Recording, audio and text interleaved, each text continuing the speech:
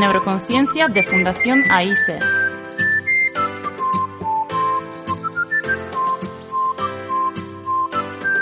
Con Yolanda Colodro.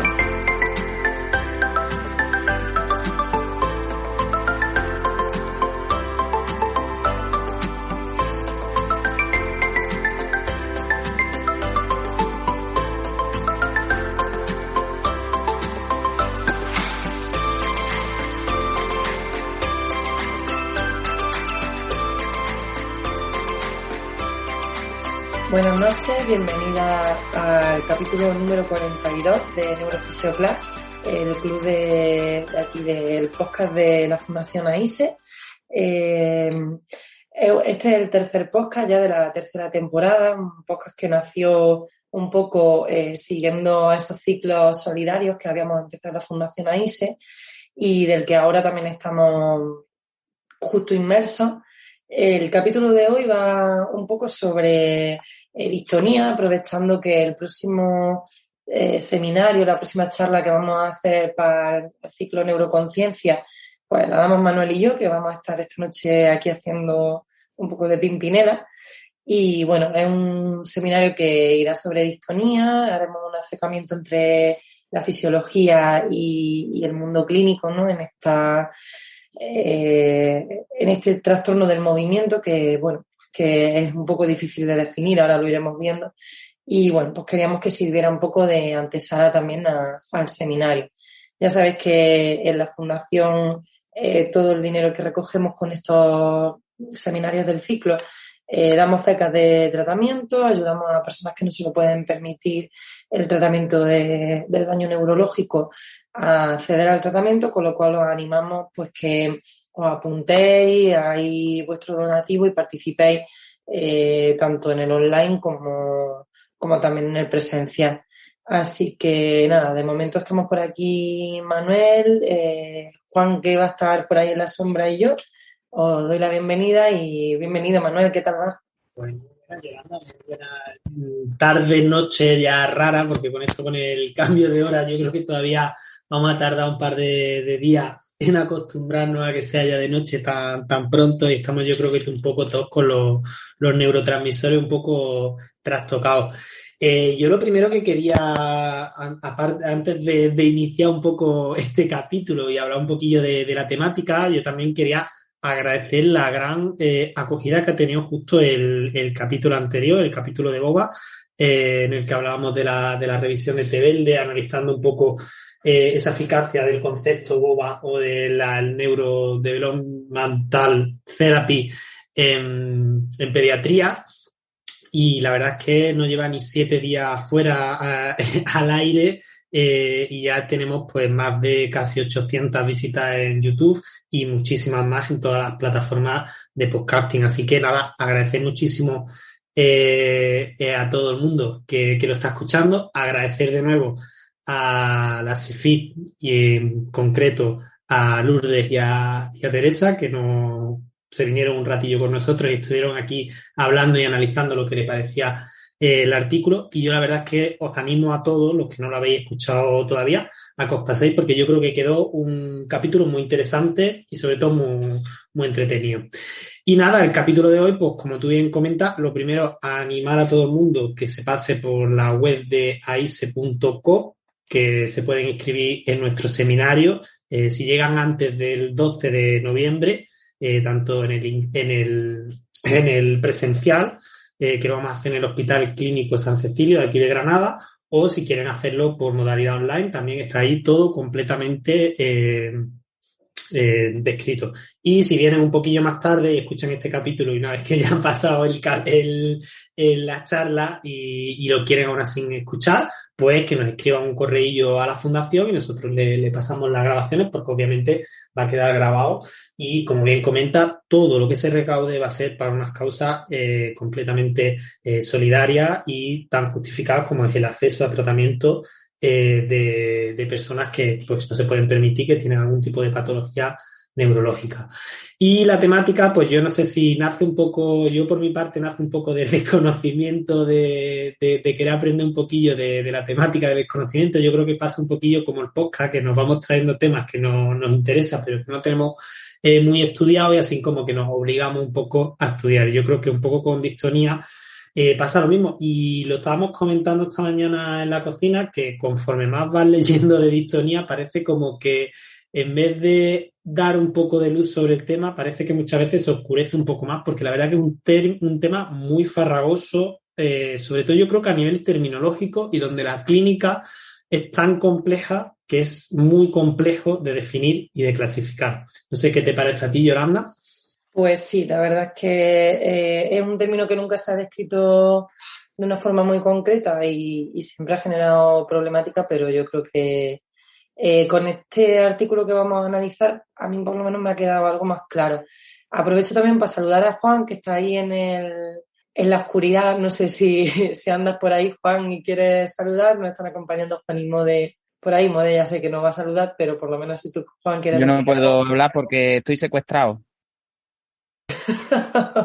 Estás secuestrado por las redes sociales, ¿no?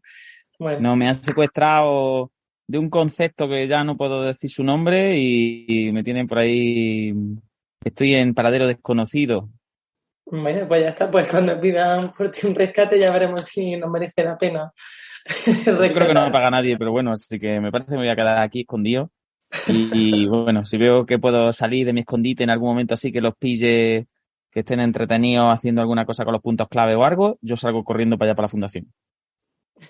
Venga, pues nada, si quieres desde tu secuestro añadir alguna cosilla, ya sabemos que como siempre no te has leído el artículo, pero bueno, si en algún momento quieres opinar, pues siempre tu sabiduría es muy bienvenida y tu terminología y tu saber hablar en inglés, pues casi mejor que el del Manuel y el mío.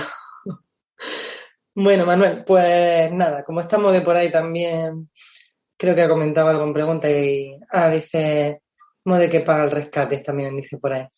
En fin, tenemos... nosotros vamos a intentar hacer lo que podamos con el podcast porque luego tenemos ya 2 troles en los chats. Si alguien se anima a llegar al directo, pues... Sí, tenemos que intentar hacer un trabajo de inhibición muy gordo. Yo creo que esto lo podrían patentar como prueba de neuropsicología para ver el tema inhibitorio. Tener que hacer un podcast mientras que van hablando por el chat en modo troll. Yo creo que eso se podría patentar como prueba de neuropsicología. Pues bueno, Manuel, presentamos si quieres el artículo y luego lo dejamos en descripción. Es un artículo de consenso que está escrito por Alberto Albanese, ¿vale? Que es uno de los figuras en trastornos del movimiento, en el estudio de los trastornos del movimiento. Pero bueno, la verdad es que la gente que participa en el consenso merece la pena echar un ratillo y estudiar un poco y leerse pues esa parte que viene en el artículo de quiénes son y a qué se dedican, porque a mí algo que me ha gustado mucho, y así ya vamos introduciéndolo, es que todos hacen una declaración de conflictos de intereses bastante amplia y se ve bien a qué se dedica cada uno y qué conflicto podría tener con haber revisado y participado en el artículo, ¿vale? Y bueno, es un artículo de Albanese del 2013, como os digo, de consenso sobre la fenomenología y la clasificación de la distonía. Y bueno, yo creo que es algo que es interesante comentar de primeras, porque los artículos de consenso no son realmente una revisión, son otra clase de evidencia que viene más dada por, si veis un poco cómo se realizan los consensos en investigación y en clínica, pues por un comité de expertos que son estos que son los autores del artículo, en el que pues también está Haller, está Delon, está Jankovic, muchos de ellos pues ya os sonarán de Lang, ¿no? Que son conocidos ya de algunos otros artículos que hemos ido revisando, pues como la clasificación de temblor, como todo el tema de funcional, pues ahí tenéis a Haller, ¿no? Que es uno de los grandes autores de trastorno funcional. Entonces, bueno, son gente que maneja mucho en el mundo del trastorno del movimiento, con lo cual os animo a que echéis un vistacillo también a qué se dedican, ¿no? Y bueno, pues como os digo, perdona, el artículo de consenso al final ellos se reúnen, revisan la terminología que hay, revisan las clasificaciones, ponen en común qué cosas creen que son útiles y qué cosas creen que no, y con eso, cuando todo el mundo llega a un acuerdo en reclasificar o redefinir el concepto, pues ahí es donde el autor ya escribe, ¿no? Entonces, vamos a hablar un poquillo en cómo nos vamos a basar en cómo lo estructura Albanese en el artículo, pero primero vamos a hacer como una pequeña introducción, que es la que hacen ellos con la revisión de cuáles son los conceptos y cuáles son las clasificaciones que se han venido usando para la distonía, y a partir de ahí, pues, qué es lo que ellos proponen, ¿no? Qué limitaciones han encontrado, que las iremos analizando, y qué proponen como reclasificación y como redefinición del concepto. Entonces, Manuel, si te parece, pues nos vamos un poco como, para no destripar qué es lo que proponen al final, pues nos vamos un poco a hablar de cuáles son las características que se han definido como de forma clásica en la distonía, cuáles son los consensos, cuáles son los términos que más se han venido usando en clínica y qué problemática tiene esto, ¿no? Porque creo que quizás es interesante, como en todo, ver un poco la historia, ¿no? Y cómo la distonía pues ya se describía a finales del siglo XIX, como todo, pues por clasificaciones muy clínicas, por Oppenheim, y como había a la vez otros autores como Flatow y Sterling que hablaban un poco de que no estaban del todo de acuerdo. Siempre ha habido controversia con la definición del término. Así que, si quieres, te dejo un poquillo paso. No te escucho, Manuel. A ver, ahora. Madre mía, te has caído, Manuel. Ahora. Me caí con todo el equipo. ¿Ya? ¿Ahora? Vale. Esto le tendremos que dar luego un tijeretazo. Bueno, lo que estaba contando era que sí, yo creo que una de las cosas que, como estábamos hablando, yo creo que es uno de los puntos claves que vamos a enfocar las charlas, y así hacemos un poquillo de medio spoiler e intentando crear un poquillo de ganas, a ver si alguien se quiere apuntar. Yo lo que estuvimos hablando, tanto Yolanda como yo, es que creemos que hay un problema grave terminológico. Hay un problema grave terminológico a la hora de definirlo, y en este artículo se refleja y se ve completamente qué problema hay terminológico, pero ya no solo es un problema de nomenclatura, en el sentido de, ya no es que una persona no sepa definir completamente el término, sino que al final eso se traduce a que en la clínica realmente estamos hablando de cuadros diferentes y que diferentes profesionales llaman distonía a diferentes cosas. Entonces, lo que yo llamo distonía, a lo mejor Yolanda lo llama tetosis, a lo mejor Yolanda lo llama hemivalismo, o a lo mejor Yolanda lo llama hipotonía. Hay una cantidad de términos impresionantes. De hecho, yo me acuerdo perfectamente que yo creo que fue una de las veces que se me encendió a mí un poquillo la bombillita y decir, bueno, pues este tema hay que tratarlo un poco, que fue el año pasado cuando empezamos nosotros en el máster. Los alumnos van como exponiendo casos clínicos que tienen en sus pacientes, los exponen por la mañana, y como que todos los alumnos pues opinan un poco sobre eso. Y al final yo me acuerdo que eran casos clínicos, ese día tocó 2 niños, expusieron dos alumnos y expusieron 2 casos de infantil. Y en uno la chica lo definía como distonía, y yo y mucha gente no estábamos completamente de acuerdo con que eso era una distonía, y luego sí pusieron otro que sí estamos un poco más de acuerdo que era una distonía, pero con así a otros alumnos no veía. Era como que viendo un vídeo de un paciente no teníamos claro si lo consideramos una distonía o no. Entonces, al final yo creo que es un problema terminológico. Y después ya no solo es un problema clínico terminológico, sino que también hay un problema de investigación claro, en el sentido de, si no sabemos lo que es la distonía, no podemos investigar sobre distonía y no se puede hacer un consenso a nivel clínico.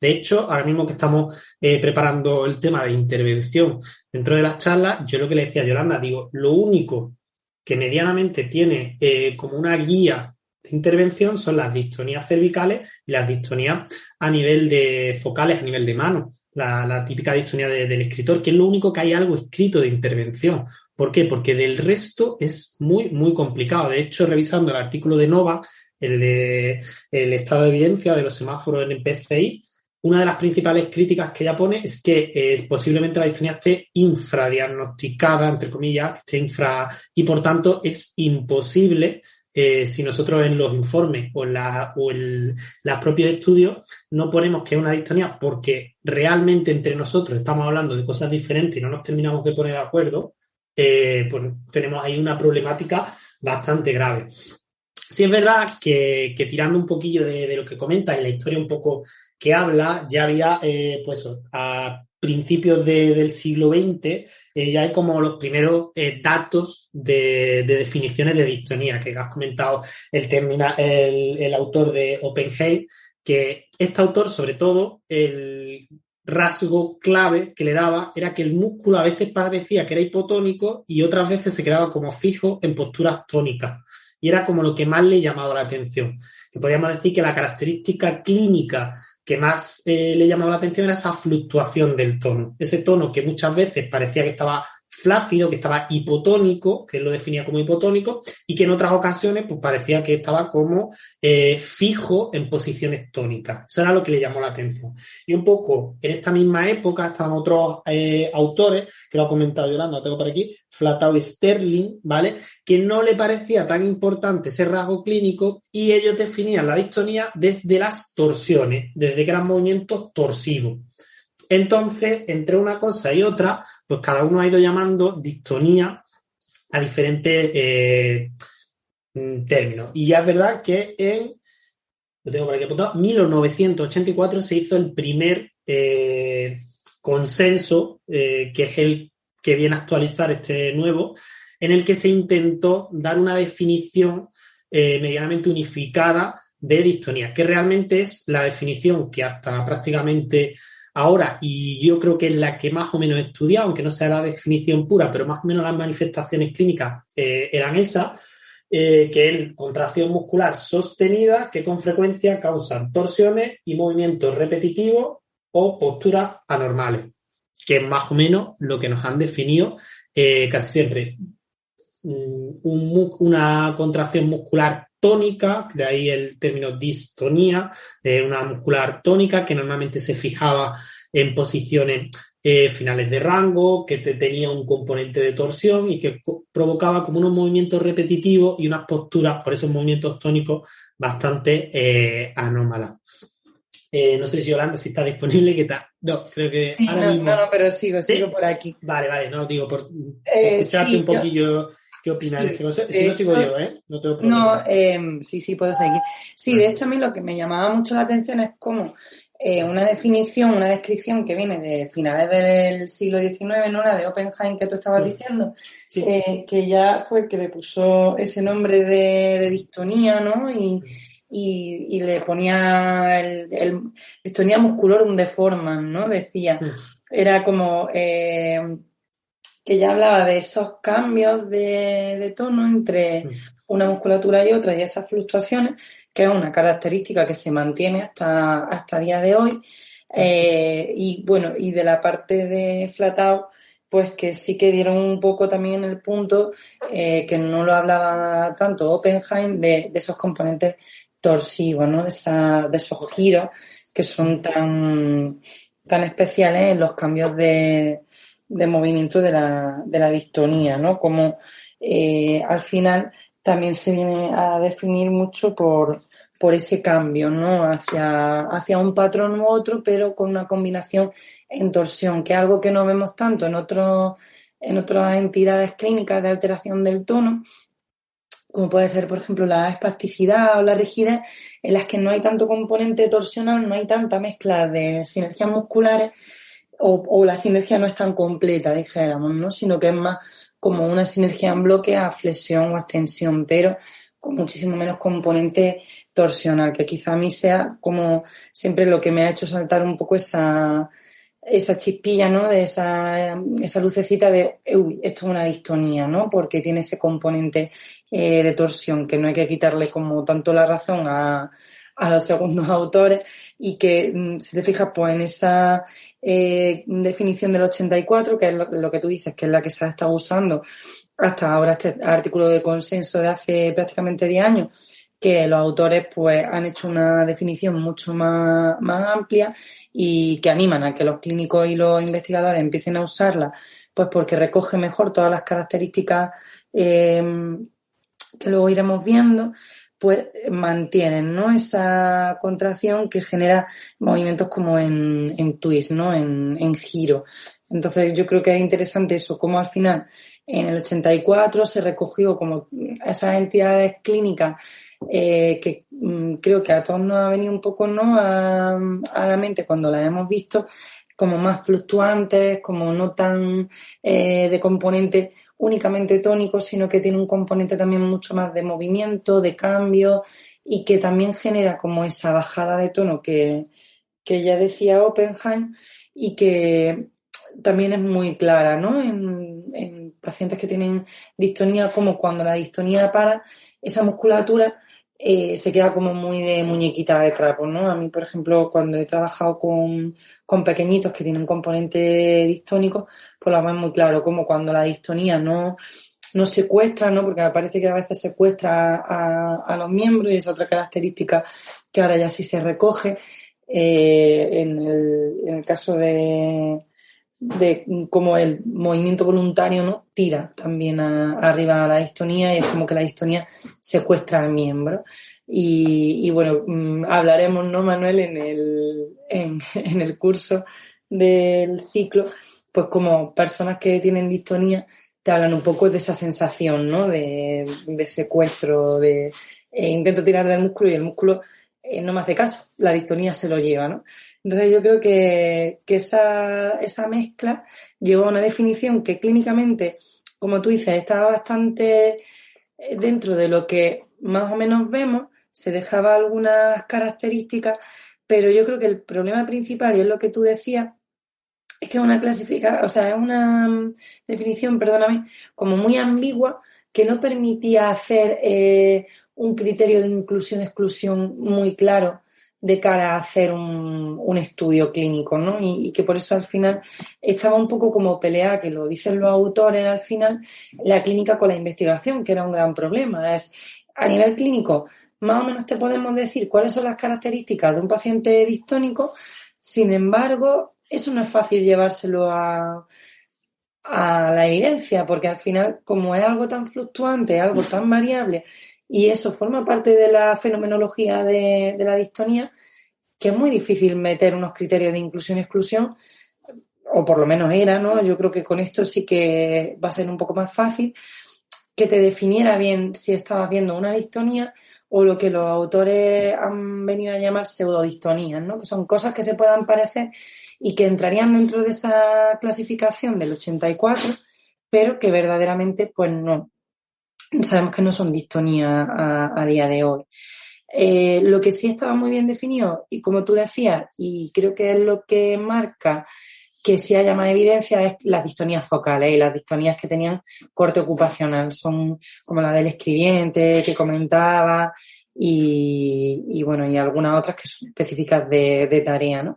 Entonces, esas sí estaban mejor descritas, estaban como mejor enmarcadas desde un principio, y yo creo que eso es lo que marca que también estén un poco más estudiados. No sé tú cómo lo ves, porque luego las clasificaciones han sido también mucho más ambiguas. Sin embargo, la clasificación de distonía específica de tarea y focal sí es algo que se ha mantenido mucho en el tiempo, aunque otras variables de clasificación han ido variando, estas sí que son unas variables que se han mantenido muy estables desde el principio, y yo creo que eso es lo que ha permitido que haya más investigación.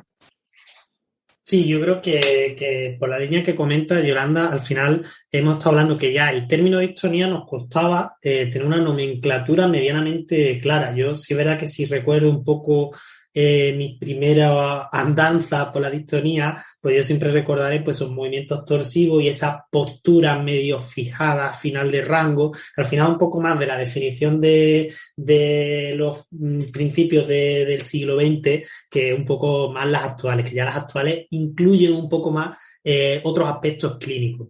Y sí es verdad que ellos también comentan que, aparte de que la definición no recoge claramente las manifestaciones clínicas, se recoge que también había mucha nomenclatura a la hora de clasificarlas que no ayudaba, porque al final te meten ahí conceptos como distonía primaria o distonía secundaria, que hacía referencia a si la distonía era más o menos el factor predominante o que era pura, o si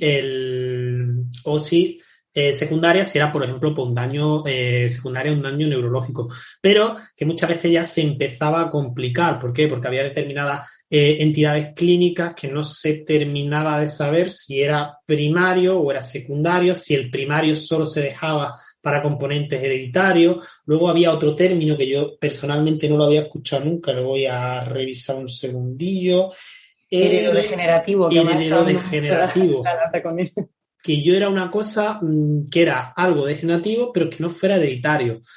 Yo era una cosa que no lo había escuchado en mi vida. También estaba el término distonía plus, distonía secundaria, estaba el término de pseudodistonía, que no se aplicaba mucho y que estos profesionales la abogan un poquito, las distonías psicógenas, las distonías focales y las distonías ocupacionales. Parecen que dentro de todo ese lío de nomenclatura sí lo teníamos medianamente claro, por lo menos a la hora de definirlo, porque la distonía focal pues, era una distonía que solo afectaba una parte del cuerpo. Y si es verdad que ha habido grandes síndromes, pues ya tenemos la distonía focal cervical, la distonía focal a nivel de miembros superiores, más enfocada a nivel distal, que era la del escribiente, que estaba muy bien definida.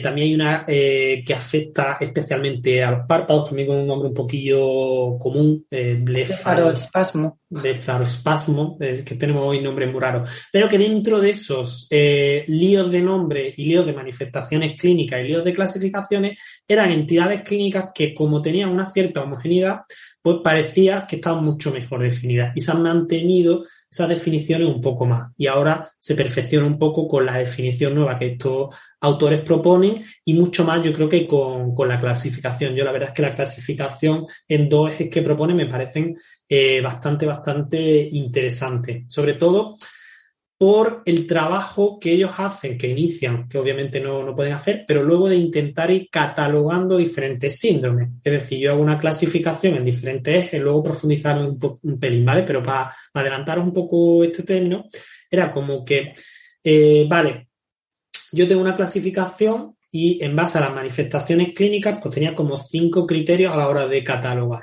Pues yo ahora cojo los síndromes que más frecuente pasan y veo qué características son las más frecuentes. Y entonces, pues este síndrome lo llamo, por ejemplo, distonía parkinsoniana, que es uno de los síndromes que ellos proponen, y que tienen más o menos una edad de inicio similar, pues que tiene una etiología más o menos similar, que tiene una forma de distribución corporal, un patrón temporal más o menos similar. Y entonces ya sí podemos ir creando de una entidad muy heterogénea como es la distonía, pequeños subgrupos que son un poco más homogéneos y que sí nos van a permitir un poco más la comparación. Entonces yo creo que, como bien comenta, el que tengamos un poco más claro, aunque no tengamos tan clara la etiología, pero sí tenemos un poco más claro desde el punto de vista clínico, pues todo el tema de distonías focales y sobre todo de intervención y de evaluación, yo creo que viene un poco determinado por eso,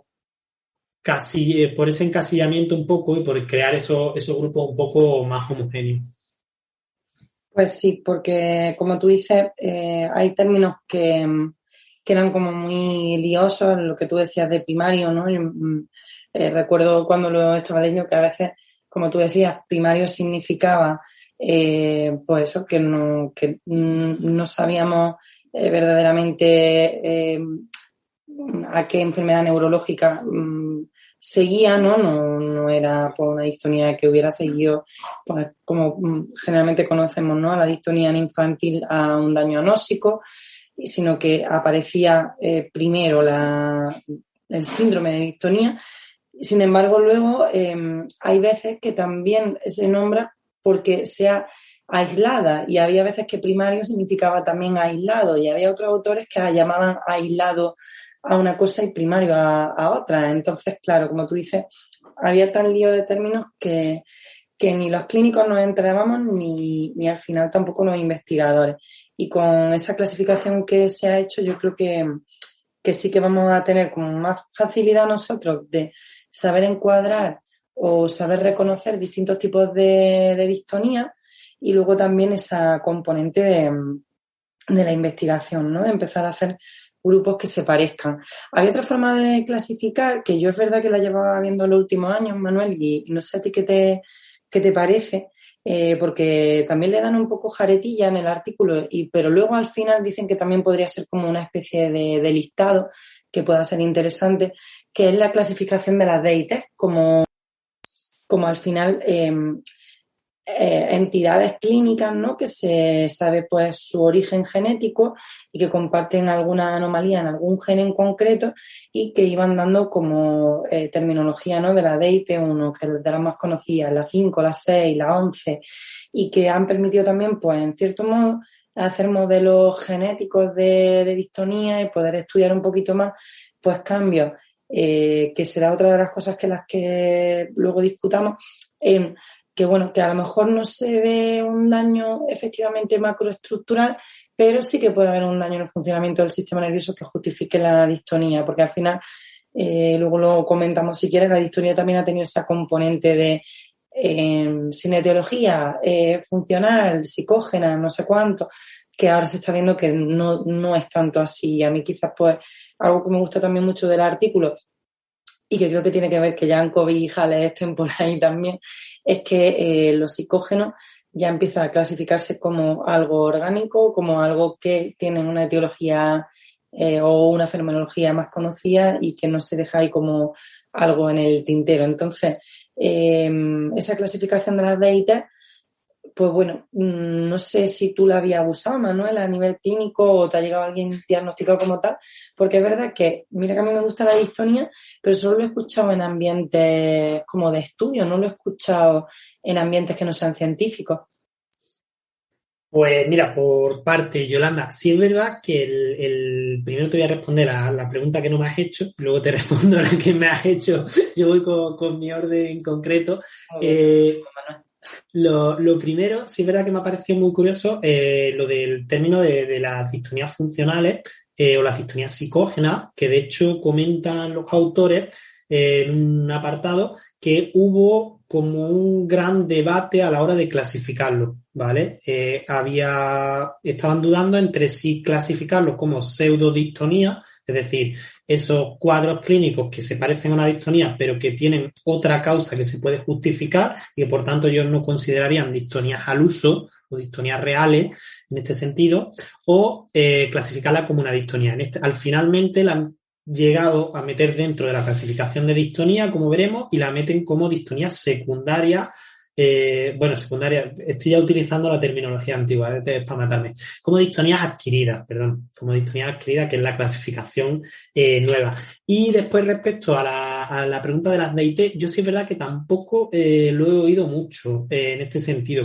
Sí es verdad que a mí me parece bastante interesante, sobre todo en ese grupo de hereditaria, de heredada, porque al final es una forma, como antes hemos dicho, de ir creando subgrupos. Al final son subgrupos que comparten una cierta anomalía genética y que ese subgrupo se comporta más o menos similar a nivel clínico. Yo, sobre todo, con las enfermedades genéticas, al final es muy importante. Yo que trabajo con niños, al final a los padres le da mucha...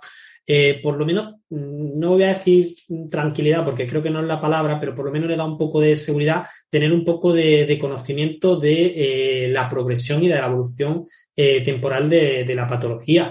Al final, cuando te diagnostican de una patología rara en el cual, y sobre todo si es degenerativa o tiene un componente degenerativo, el simple hecho de no saber cómo va a ser la progresión, cómo de rápida, si en algún momento se va a detener, si en algún momento va a seguir, eso al final a unos padres le crea muchísima incertidumbre. Entonces, que se empiecen ya a crear como esos pequeños subgrupos, se pueda ir entendiendo más o menos la evolución. Pues mira, este tipo de patología hereditaria pues tiene un inicio brusco, pero luego tiene una progresión más lenta, o viceversa, tiene una progresión lenta y luego tiene como un desencadenante un poco más rápido, una progresión un poco más rápida. Yo creo que también nos da un poco tanto a los clínicos como a la familia un poco de marco en el que ir nosotros creándonos esos marcos temporales. Así que yo, personalmente creo que también es muy importante, sobre todo obviamente en ese tema de hereditaria, y al final ahora que yo creo que todo este tema de enfermedades genéticas cada vez se determina, se hacen más pruebas, se determinan muchísimas patologías que antiguamente no se conocían, y yo creo que al final vamos a poder crear muchos subgrupos porque hay muchísimas distonías, muchísimos componentes distónicos que son hereditarios, sobre todo en infantil, y que al final pues deberíamos intentar clasificarlos un poco para tener mayor conocimiento de ellos. Sí, ahí lo que le criticaban un poco, y yo estoy de acuerdo contigo en que el tener un diagnóstico y poder entrar como en cierto grupo, ¿no?, te permite hacer ciertas futurizaciones de qué va a pasar y un poco qué características va a tener el cuadro clínico. Aquí es verdad que le daban un poco de jareta, ¿no?, porque decían que, bueno, que había distintos genes que daban misma clínica, ¿no?, que a lo mejor había DITs con números distintos que al final clínicamente se parecían mucho, aunque no fuera el mismo gen el que estaba mutando, que había algunos diagnósticos con un número de DIT, no sé cuánto, no, la verdad es que yo los números no me los sé, que a lo mejor cursaban más con parkinsonismo y más con otro tipo de signos que no eran tanto los signos propios, ¿no?, de la distonía, y que luego, por ejemplo, había otras enfermedades con un curso importante o con una clínica importante de distonía, como por ejemplo el Wilson, que no tiene una mutación en esa parte de los genes y que no se puede clasificar con esta clasificación. Entonces, es verdad que yo entiendo lo que ellos dicen, que al final es que esto no sería tanto un sistema de clasificación, sino como una lista de enfermedades, pero que no podríamos usarlo como para decir, venga, vale, pues ahora, a partir de ahora, los pacientes van a llegar y van a tener un diagnóstico siempre sobre DIT. ¿Por qué no? Porque no entran todos ahí, ni todas las DIT podríamos entenderlas como distonía. Entonces, bueno, pues que sepáis que esa nomenclatura existe, por si os la empezáis a encontrar en informes. Ya te digo, yo no me he encontrado este tipo de diagnósticos, no sé si es que porque son tan raros o porque todavía no se hace tanto diagnóstico genético en distonía, porque es verdad que distonías vemos bastante al cabo del tiempo en la clínica. Sí, yo en principio no he visto, sí he visto algunas mutaciones genéticas de informes y eso, que te viene perfectamente todo localizado, y ahora ya es una verdadera, es impresionante los informes genéticos que traen, con todas las pruebas, con todos los genes, con todos los numeritos, y te pone a mirar.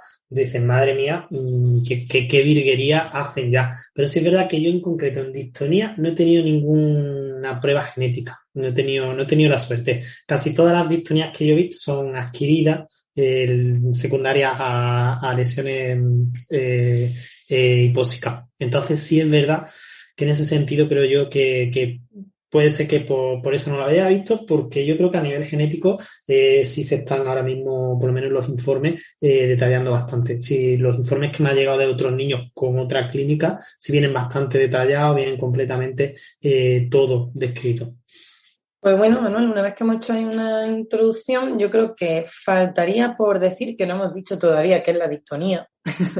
Y una problemática también importante que tenemos en clínica, que es que la distonía no solo es un término sindrómico, como estamos hablando ahora, porque ahora estamos hablando como de distonía como enfermedad, sino que también se le llama distonía a un signo clínico, con lo cual es importante hacer esa primera diferenciación, y que al final la distonía como síndrome encuadra como signo principal, aunque pueda haber otro, al signo de distonía. Entonces, si te parece, pues sabiendo cómo se definía en el 84, podemos comentar cuál es la proposición nueva de definición, vemos un poco qué características son, y a partir de ahí pues empezamos a hablar de características clínicas que nosotros veamos, que creo que es interesante, y cómo se pueden ir subdividiendo según pues la parte clínica, ¿no?, que finalmente es uno de los dos ejes que proponen los autores. Y bueno, luego el de etiología pues podemos mencionarlo un poco, aunque como yo hablaba esta mañana con un compañero en la clínica, al final casi todo es idiopático, es decir, lo de la etiología Bueno, pues sí, te pueden decir etiología hereditaria, pero ya está, no sabemos más que... Vale, pues es algo hereditario, sí.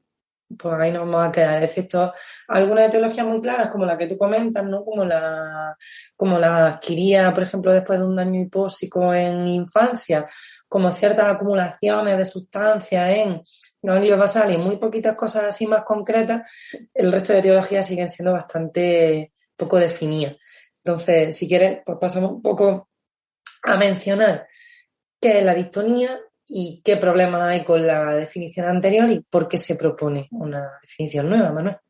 Vale, pues sí, si quieres vamos entrando. Yo sí es verdad que la puntualización que has hecho, eso de la diferenciación como distonía, como síndrome y como signo, es muy importante. De hecho, los autores, cuando comentan la clasificación, hay un momento que ponen que hay que clasificar la distonía o que la distonía se puede clasificar, no es exactamente así, pero bueno, es como que cuando habla de las características asociadas a la distonía, que es uno de los puntos que comentaremos, comentan que tienes que clasificar el signo, no te hacen tanto referencia a la etiología, es decir, si tú tienes un paciente diagnosticado de enfermedad de Parkinson que presenta una distonía, esa distonía se puede clasificar como signo, ¿vale? Entonces, yo creo que eso también es importante y que no encasillemos solo a distonía, a esas patologías de lo que comentábamos antes, de distonía primaria o de distonía aislada o de distonía pura, se llamaba anteriormente, porque realmente lo que hacen estos autores es abrir muchísimo más el campo y luego de ese campo muy abierto ir como parcelando mucha terminología para intentar pues que queden esos subgrupos un poco más homogéneos. Así que si os parece, pues vamos con la definición que nos han propuesto. Que yo personalmente, si le toca hacer una crítica, que le dije a Yolanda que no iba a criticar este artículo, porque digo, bueno, también porque llevamos ya mucho tiempo criticando a todo el mundo y nos van a coger manía en todos lados. Aparte de eso, es porque a mí yo personalmente me parece que hacen un esfuerzo muy grande porque terminológicamente es muy complejo de definir y al final ellos lo que hacen es intentar seguir ampliando la definición. Les queda una definición muy amplia que, bajo mi punto de vista, sigue sin definir claramente la distonía, pero es que yo creo que llegamos a la problemática es que la distonía es muy compleja de definir porque al final es una clínica muy variable, por tanto no te pueden dar una definición clara. Así que si os parece, pues mira, la definición que proponen la voy a ir leyendo y vamos parando si os parece y vamos haciendo como las puntualizaciones que ellos hacen. Empiezan más o menos similar, comentan que son trastornos del movimiento, ¿vale? Que se caracterizan por contracciones musculares sostenidas. Hasta aquí en principio igual que el anterior. Lo que pasa es que incluyen el término intermitente, ¿vale? Son contracciones. Porque el anterior se quedaba corto. Vale, se quedaban solo como contracciones musculares sostenidas. Y en este caso, ellos una de las críticas que le hacen es que, bueno, que el tono tiene ese cierto componente irregular, que ya nos comentaban los autores que hemos comentado en el siglo XX, a inicios del XX. Entonces, sí es verdad que ellos le meten pues como esa fletilla, que es un trastorno que se puede caracterizar o por contracciones musculares sostenidas o por esas contracciones intermitentes, ¿vale? Que es una de las puntualizaciones que ellos le hacen. Y ahora comentan que provoca movimientos anormales, movimientos anormales, a menudo repetitivos y posturas anormales o ambos, ¿vale? Al final eso es siempre, yo creo que ha sido una tónica típica de la definición de distonía, esa relación entre movimiento y postura, que es un poco lo que comentan estos autores que la diferencian de otros trastornos hipercinéticos, que tienen esa cierta relación entre movimiento anormal y postura normal, con ese componente tónico que te fija la postura en rango. Entonces tiene ese cierto componente. Y después siguen con que... Aquí lo que abren, Manuel, sí. Perdona que te interrumpa, pero aquí lo que abren un poco las miras en comparación a la definición anterior de los años 80 es que pueden ser las dos cosas, porque en los años 80 era como o genera movimientos torsionales o genera posturas anómalas y se hacía como esa dicotomía que se veía mucho como entre infantil y adulto muchas veces, entre esas componentes de distonía más móviles que vemos en los niños o esas componentes de distonía más estáticas, más de postura fijada que se ven en el adulto. Entonces, a mí me gusta que hayan metido como esa variabilidad en, no, también puede fluctuar, es decir, puede, y yo creo que en niños se ve también bastante claro, ¿no? Como la distonía atrapa, como decíamos, a unas componentes de movimiento, las lleva a su extremo, las mantiene un rato al extremo y a partir de ahí desconecta, aparece otro movimiento y se la lleva a otra componente. Entonces hace como esa doble variable que tiene la distonía, esa variabilidad que tú estabas diciendo. Sí, yo creo que es bastante interesante eso porque al final está ampliando y yo creo que está reflejando bastante bien la clínica que vemos. Hasta ahí más o menos sería con las ciertas salvedades bastante característico de lo que hemos comentado de la definición anterior y aquí amplían con que continúen con que los movimientos diastónicos suelen tener un patrón. Al final yo creo que esto también puede dar un poco de confusión. Yo creo que sobre todo por la traducción, porque nosotros al referirse solo a un patrón, a mí se me va un poco la visión un poco como a la espasticidad, que solo se produce normalmente a favor de un patrón. O como la rigidez que se produce a favor de dos patrones o de diagonales, se puede producir las dos diagonales. La distonía puede tener diagonales, se puede producir en ambas diagonales, ¿vale? Lo que pasa es que ellos, cuando comentan que suelen tener un patrón, dicen que hacen una referencia como que tienen un carácter estereotipado o como muy pautado del movimiento, como que suelen ser movimientos muy repetitivos, muy estereotipados. Que suelen tener ese patrón, que también es uno de los rasgos que ellos dicen que lo diferencia un poco de otros trastornos hipercinéticos, ese carácter pautado que comentan. Entonces, hacer esa salvedad, aunque ellos comenten que suele tener un patrón, normalmente se pueden afectar las dos diagonales de movimiento, podemos tener posturas extremas de flexión con posturas extremas de extensión, podemos tener ambas, podemos tener ráfagas, podemos tener una y luego se invierta la otra, como hemos dicho, pueden ser muy fluctuantes y muy alternantes, pero suelen producirse con un patrón más o menos similar o establecido. Sí, luego, yo ahí, Manuel, quizá la traducción no la haría tanto como, porque es verdad que pone como patterns, ¿no? Como que tiene un patrón, pero no tanto un patrón de movimiento como entendemos nosotros en castellano, como tú dices, sino que tienen como esa ritmicidad y tienen esas componentes que se van repitiendo. Es como que al final siempre repite las mismas diagonales, más o menos las mismas secuencias y los mismos patrones temporales. Yo casi que me lo llevo más a un patrón temporal, ¿no? Cuando lo describen que un patrón, una sinergia de movimiento. Sí, que una diagonal o que una sinergia. Sí, yo también lo entendía por ahí, pero sí, al traducir básicamente la definición puede inducir un poco de duda. Yo creo que más en la traducción, porque sí es verdad que los autores lo tienen bastante claro y siempre giran alrededor de ese concepto. Luego también comentan que son torsivos, esto ya lo hemos hablado desde el principio de la definición, que tienen esa característica de incluir esas componentes torsivas, de incluir toda esa sinergia para dar esos movimientos torsivos y que puede ser tembloroso, que es una de las cosas que ellos incluyen y que luego en la clasificación veremos que meten dentro de la distonía el componente de temblor, que comentan ellos el temblor distónico, ¿vale? Y luego sigue con que la distonía suele iniciarse o agravarse con una acción voluntaria y que se asocia a una activación muscular desbordante. Y con esto pues terminarían ellos su definición, que como vemos mucho más amplia y mucho más completa y que mete mucho más matices clínicos a la definición previa que había. Esto de que la distonía suele iniciarse y agravarse con una acción voluntaria es algo que vemos bastante frecuente en clínica. Yo sobre todo con los niños se ve bastante, que de hecho luego comentan ellos el término de distonía en espejo, que lo comentan un poquillo más antes. Al final la distonía en espejo es algo como si yo tengo un predominio izquierdo, vamos a poner que yo tengo una distonía con un predominio izquierdo, es decir, que yo tengo mi lado del cuerpo peor en el hemicuerpo izquierdo, pues una activación voluntaria del hemicuerpo derecho me podría provocar una distonía en el hemicuerpo izquierdo. Eso determinan ellos que es una distonía en espejo.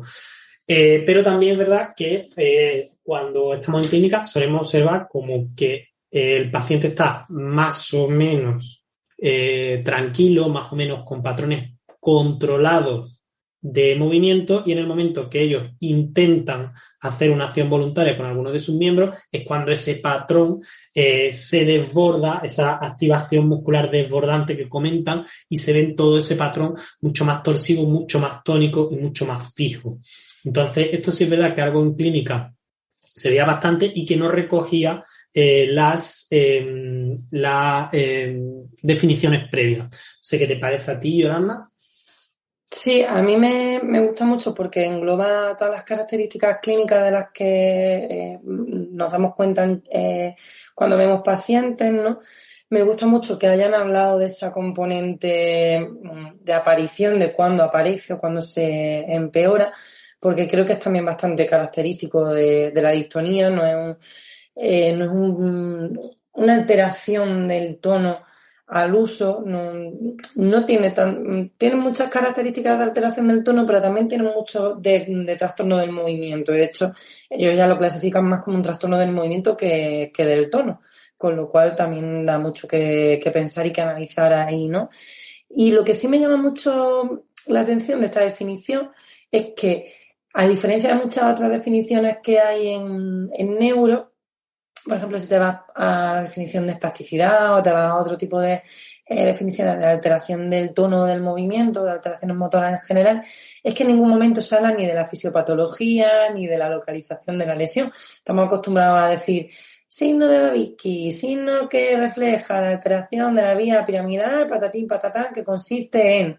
Y siempre te meten como el correlato clínico de en dónde está la lesión. Y a mí me llama mucho la atención que aquí, como ellos mismos dicen que la patogénesis y que la etiología no está nada clara ni se entiende bien, pues no la han querido meter dentro de la definición, cosa que me parece bastante bueno porque da lugar a que se pueda ir actualizando conforme eso se entienda un poquito más, pero sí que es algo que a mí me llama mucho la atención, que estamos acostumbrados a hablar de trastorno del movimiento secundario a daño yo normalmente la explico, ¿no? De secundario a daños en ganglios basales, claro. Sí, sabemos que hay una dificultad en el movimiento, en el control del movimiento y del tono de los ganglios basales, pero es que parece que hay otras áreas también que están asociadas, ¿no? Y de esto hablaremos un poco en el fin de semana del día 12, ¿no? En el día 12 en neuroconciencia.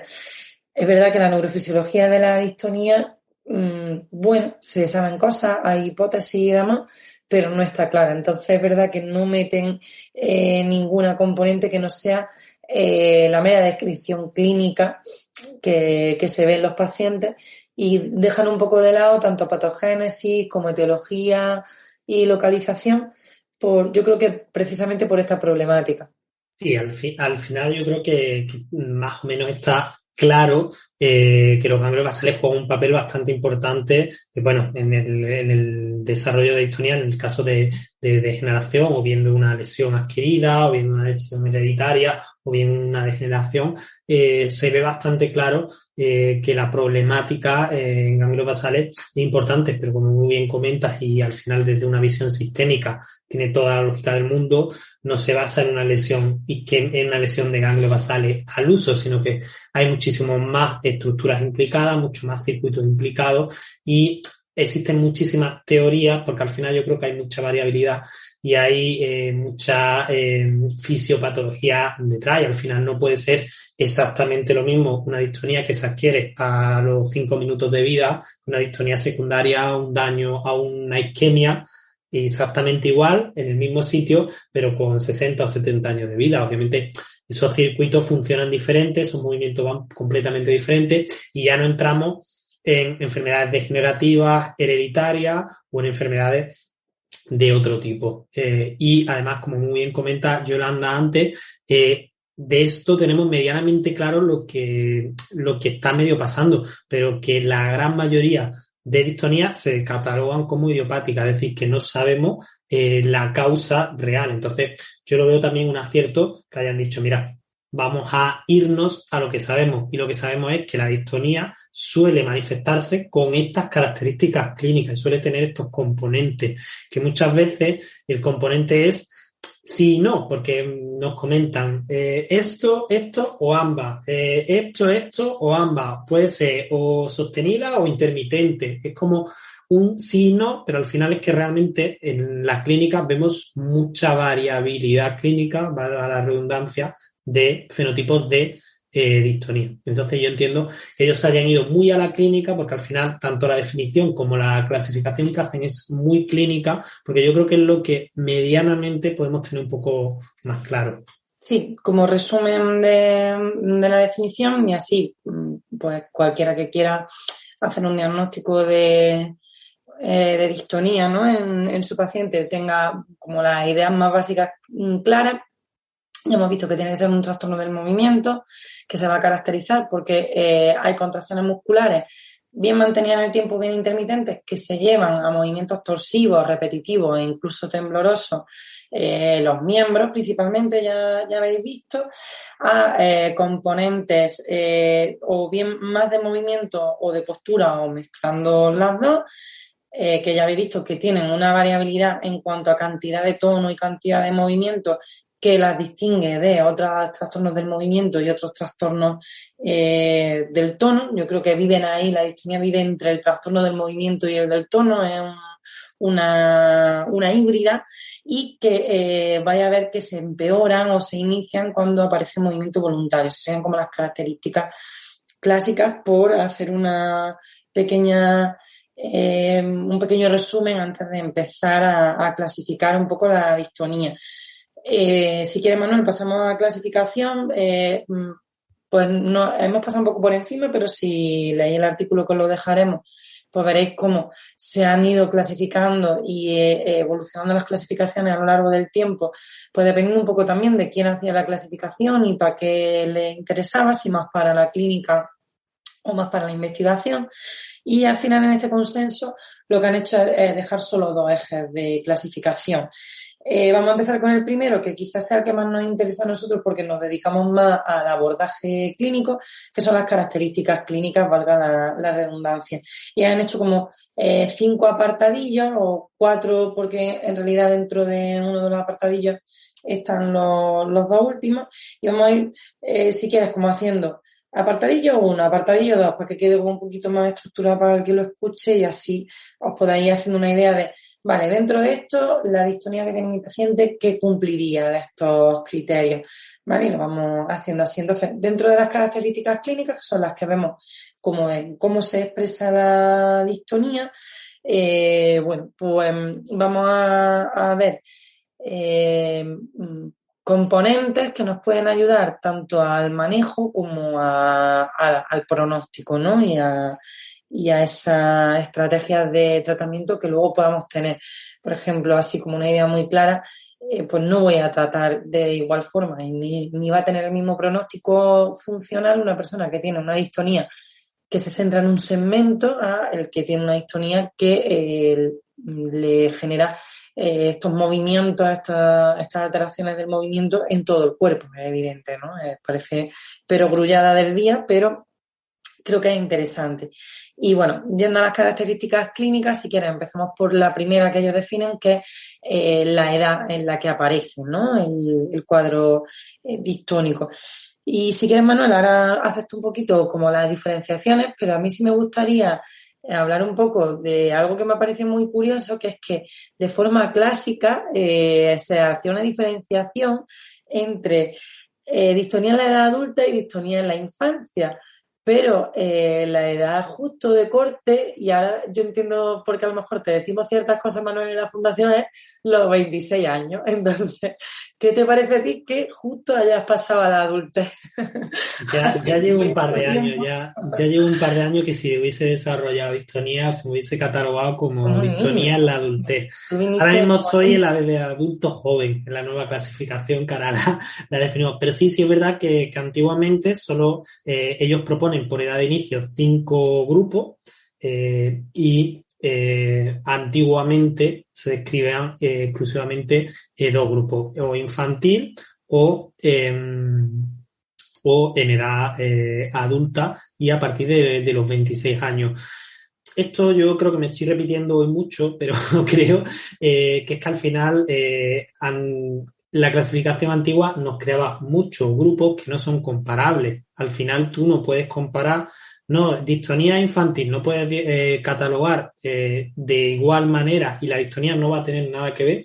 La distonía de un niño que ha tenido pues una náusea a los 5 minutos del parto o durante el parto, ese chiquillo ya ha nacido con un daño en sus ganglios basales, a un chiquillo que con 10 años pues ha tenido un episodio de asfixia por un ahogamiento en una piscina, por un ahogamiento en la playa, y ha tenido un episodio también de anoxia, pero en un cuadro clínico completamente diferente. Y las dos las catalogamos como distonía infantil. Entonces, yo creo que eso no podemos asemejarlo tanto. Entonces, al final, el hecho de ir creando, ten en cuenta que ahora mismo de 0 a 26 años, que antiguamente se catalogaba como solo un grupo, ahora mismo te puedes entrar en 4 grupos diferentes de los 5. Al final lo que han hecho es segmentar mucho los grupos infantiles y no han segmentado tanto los de adultos, porque bueno, al final sí es verdad que una vez que las funciones están más o menos establecidas y que las conexiones al final están un poco más establecidas, pues la clínica sí se parece algo más, pero en la de los niños, que tenemos cambios continuos, que tenemos mucha actividad en esos primeros años de vida, al final encontramos que en daño en la misma región nos puede generar clínicas completamente diferentes. Si te parece, comento rápido la clasificación y ahora si quieres la analizamos un poquillo de qué nos puede servir, aunque creo que da un poquillo las pinceladas. Ellos la clasifican en 5. El primero sería la infancia, que sería menores de 2 años. De 3 a 12 años la catalogan como niñez. De 13 a 20 sería adolescencia. De 21 a 40 meten adulto joven y mayores de 40 ya lo consideran como adultos mayores, ¿vale? Eso es la clasificación. Yo no estoy faltando el respeto a nadie que esté con los 40 años, pero ya se le cataloga como adulto mayor. Sí, es verdad que al final tiene mucho sentido a nivel de neurodesarrollo que en las primeras etapas esté tan segmentado, que de hecho hacen, si os dais cuenta, la primer cuadro, el de infancia, son los 2 primeros años, catalogan solo 2 años, y de adulto joven a adulto mayor hay 20 años. Tiene todo el sentido de que hagan estas diferenciaciones tan parceladas al principio y tan poco parceladas. Ellos comentan pues que al final esto de inicio tiene mucha importancia, sobre todo en el valor pronóstico. Tiene todo el sentido al final. Ellos comentan que cuanto más joven, más probabilidad de descubrir la etiología.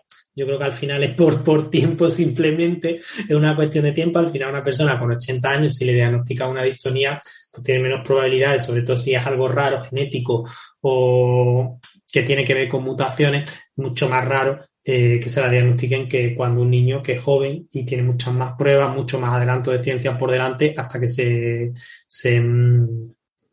diagnostique. Y después también es verdad que cuanto más joven, más probabilidad de aumentar en la distribución corporal, que es el siguiente que comentaremos. Es decir, pues una distonía focal en un niño es más probable que evolucione hacia una distonía generalizada. Mientras que en un adulto, si aparece una distonía focal, es más raro que avance hacia generalizada. Pero bueno, yo creo que también un poco es un cuadro que, aparte de ese valor pronóstico, nos va a dar mucho categorización de la clínica, porque al final los signos clínicos varían mucho en función de la edad en la que se haya producido o bien el inicio de los síntomas por algo hereditario o bien el daño neurológico que justifique esa distonía.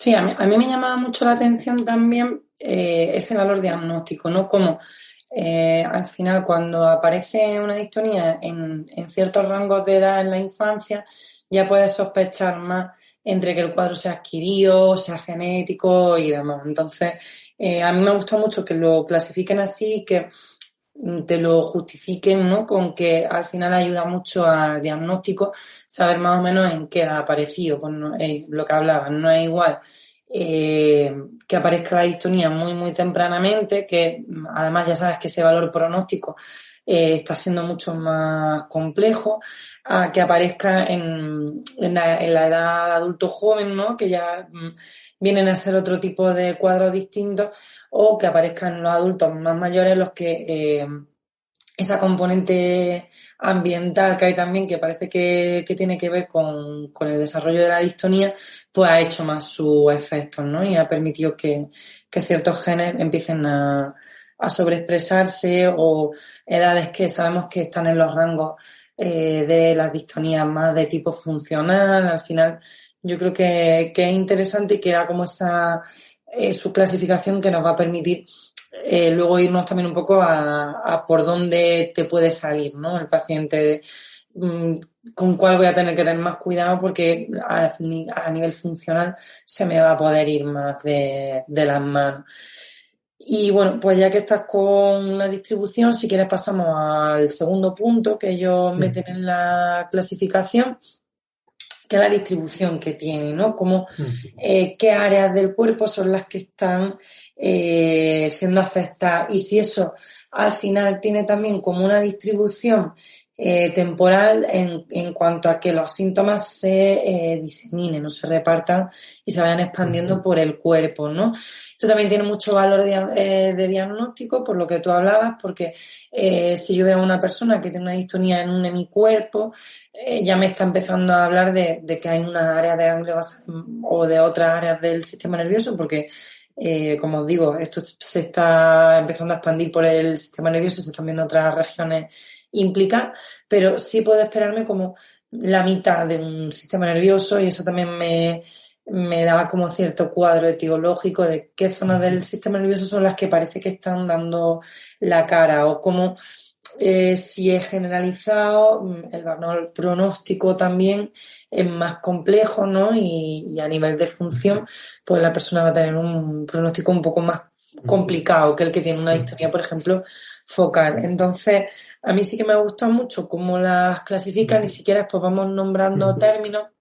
Sí, además, Yolanda, una de las características que sobre todo le hacen, y que obviamente tiene todo el sentido del mundo y que ya lo hemos comentado antes, es que al final por la distribución corporal también va a variar mucho el tipo de tratamiento y el tipo de terapia. Esto al final es de perogrullo, pero era lo que nos comentamos al principio. Nada más que tienen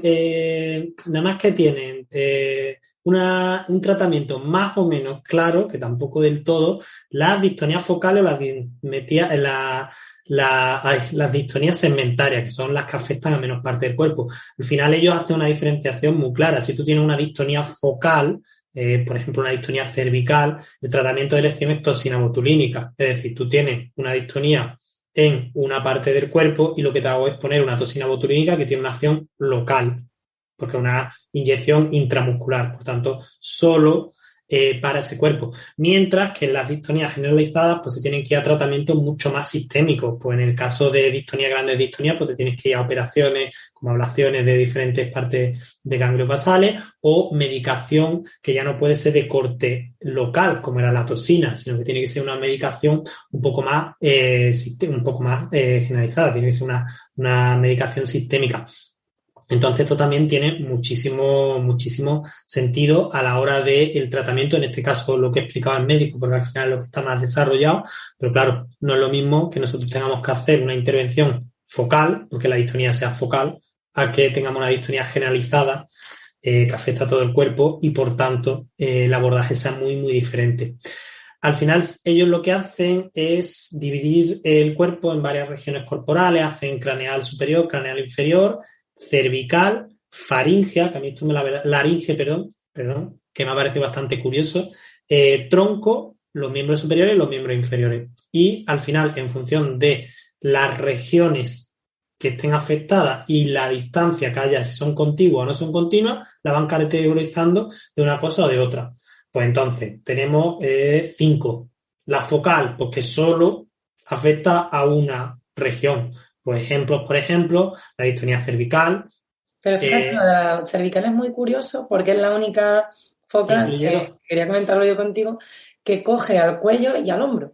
Sí, pero te lo acepta. Se considera como focal, aunque en realidad está cogiendo dos componentes de las que tú comentabas, dos regiones, ¿no? Pero me ha llamado la atención porque es verdad que la distonía cervical, es verdad que generalmente siempre y yo creo que lo han hecho un poco respetando eso, porque de forma clásica se hablaba de una distonía focal, con esta componente que ellos quieren dar para que sea como más cuantitativo y se pueda hacer la clasificación de una forma un poco más objetiva.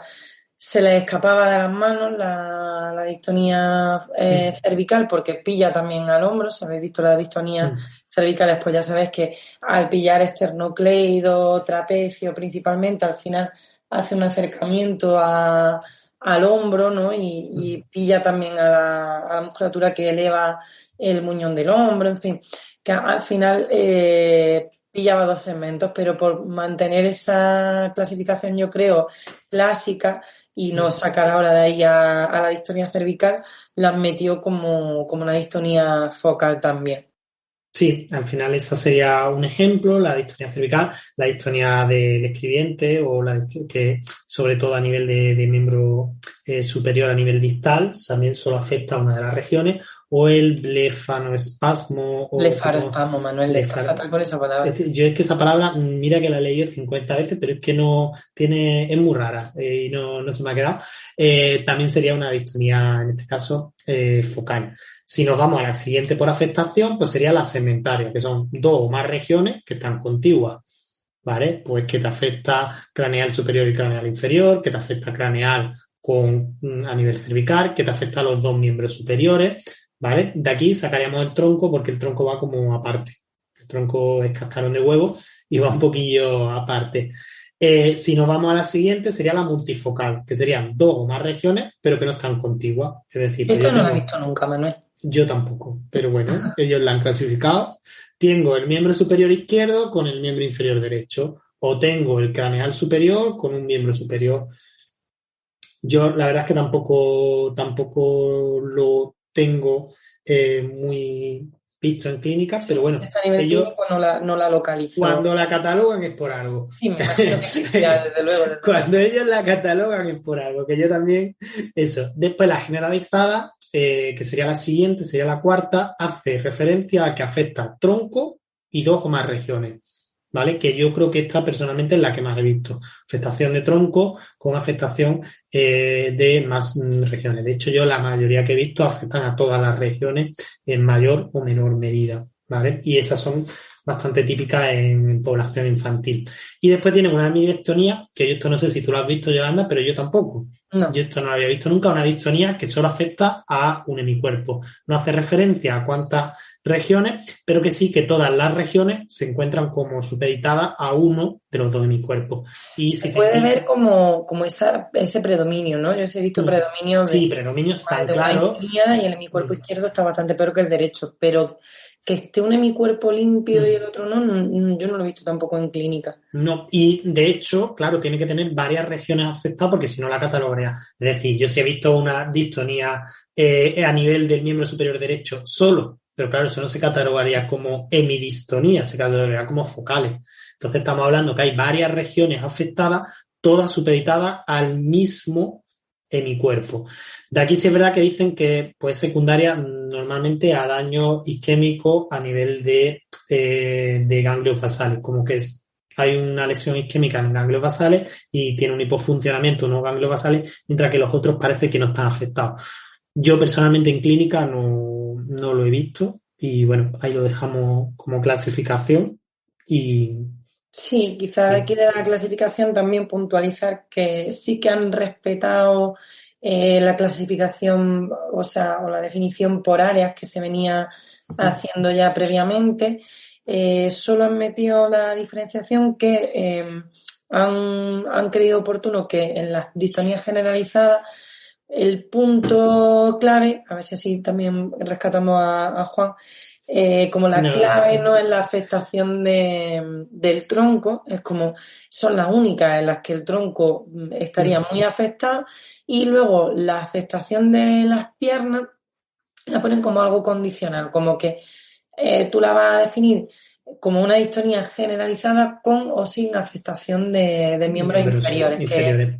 Que me ha llamado también bastante la atención. Y es como que ellos luego matizan que es el único punto que han hecho diferente a lo que se venía describiendo y a la terminología que se venía usando, a ese uso de clave para poder diagnosticar una distonía generalizada, como que el tronco esté también incluido en la distonía.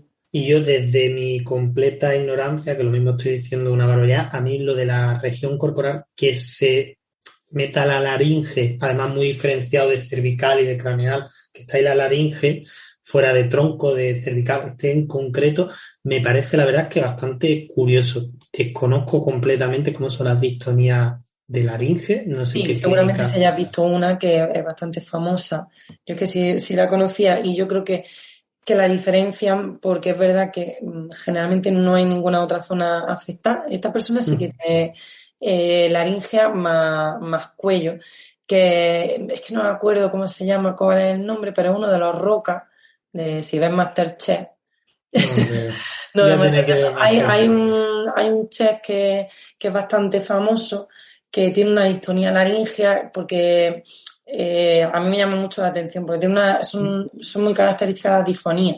Es un problema que cursa es como si fuera una distonía ocupacional o dependiente de tarea, en la que cuando tú vas a hablar se genera el espasmo en la laringe, genera una dificultad en el cierre o en la apertura o el cierre. La verdad es que yo no entiendo de cuerdas vocales, habría que llamar a Jaime y que nos hablara de esto, porque a mí me resulta muy curioso. Y entonces genera una disfonía, además como muy específica en el habla. Este hombre sí que tiene, aparte de eso, una distonía cervical, que yo al principio pensaba que era por la distonía cervical, pero luego no sé por qué trascendió que era una distonía laringea, y ya pues como a mí me llamó la atención porque me gusta la distonía, ya biché sobre... A mí me ha parecido muy curioso. Yo no lo desconocía y me ha parecido muy curioso. Muy curioso. Bueno, si te parece bien, Yoli, nos vamos a la siguiente, ¿vale? Tercer variable de clasificación, que esta tiene como dos, ¿vale? Aunque son muy facilillas. Sería el patrón temporal. Obviamente, el patrón temporal le da muchísima importancia al curso evolutivo. Es la principal importancia, y yo también se la daría mucho al manejo del día a día y a la intervención que hacemos con ellos. Si del patrón temporal sacan como dos patitas, la primera sería como el curso de la enfermedad, que ahí se puede clasificar o como estática o como progresiva, que yo creo que aquí hay poco que explicar. Si la distonía más o menos sigue temporalmente con la misma gravedad y con la misma intensidad y no varía, pues estaríamos ante una estática, y una progresiva pues más característica pues a lo mejor de alguna enfermedad degenerativa, la cual se va agravando la clínica de esa distonía. Y después lo que si la siguiente patilla que hacen es como la variabilidad. Y aquí sí hay, yo creo que bastante interesante a nivel de clínica, porque obviamente el curso evolutivo es muy interesante, pero bueno, es mucho más simple, más sencillo de comprender. Tendríamos como la variabilidad de presentación clínica, que tendríamos distonía persistente, que si más o menos sigue la clínica similar todo el día, es decir, pues tiene obviamente variaciones, pero no podemos decir que hay unas grandes variaciones de la clínica a lo largo del día, sino que más o menos la clínica se presenta similar. Y después tendríamos, me voy a saltar un poquillo el orden de lo que ellos hacen, tendríamos otra que dirían que son fluctuaciones diurnas, que es como que sigue un poco los ritmos circadianos, es decir, pues la persona está mejor por la mañana y peor por la tarde, o viceversa, ¿vale? Que tienen como una variación claramente marcada a lo largo del día, ¿vale? Que hay unos momentos del día en los que la persona se suele encontrar mejor y otros en los que la persona le aparece esa distonía. Se verá que hace mucha referencia a que están muy marcados, ¿vale? Porque obviamente yo tengo muchas distonías, bueno, no tengo muchas afortunadamente, porque tampoco una patología muy prevalente afortunadamente, pero yo he visto muchas distonías persistentes que obviamente tienen sus variaciones, y la madre de este caso de los niños te dicen, pues está mejor por la tarde, o cuando ya está cansado, o cuando va a no sé dónde. Obviamente tenemos que entender ciertas variaciones, pero Hay otras que sí tienen unos ritmos muy marcados con esos ritmos circadianos. Y después tenemos otras que pueden parecer similares, pero que ellos después la diferencian muy bien. Tenemos la específica de acción, que yo la definiría como la ocupacional de toda la vida, como la que han definido ocupacional toda la vida. Es decir, hay determinadas tareas que disparan la aparición de la distonía. En este caso, por la distonía del escribiente o la distonía del hablante. No sé si va un poco en... No sé si se llama distonía del hablante, Manuel. No, yo creo que sí la he leído en algún... O me la estoy inventando. En algún lado creo que la he leído, ¿eh? No sé. O he hecho mal. Pero bueno, la del escribiente, la voy a describir, que es la que... La del escribiente se caracteriza por ser personas normalmente que se dedican o que tienen o que se dedican bastante a escribir y que a medida le aparece una distonía en la cual cuando se exponen a esa actividad o a esa tarea, pues hay una distonía bastante intensa además, que lo que hace es caer completamente los rendimientos de esa tarea e impedir la ejecución de esa tarea. ¿Vale? Y después tendríamos justo otra, y ahora la diferenciamos, que son las paroxísticas, que es como un episodio de distonía súbito y autolimitado, que es por un desencadenante externo. ¿Vale? Yo, por ejemplo, a mí se me ocurre el ruido, un ruido brusco. Yo he visto desencadenamientos de distonía por un ruido brusco. Por ejemplo, un ejemplo que a mí se me ocurre. Entonces, ¿cómo diferenciaríamos un poco las específicas de acción de las paroxísticas? Pues ellos la diferencian en dos. Que las de acción específica están solamente limitadas a la acción, es decir, si tú quitas la acción, si dejas de hacer la acción, la distonía desaparece, mientras que la paroxística puede permanecer durante un rato. Y segundo,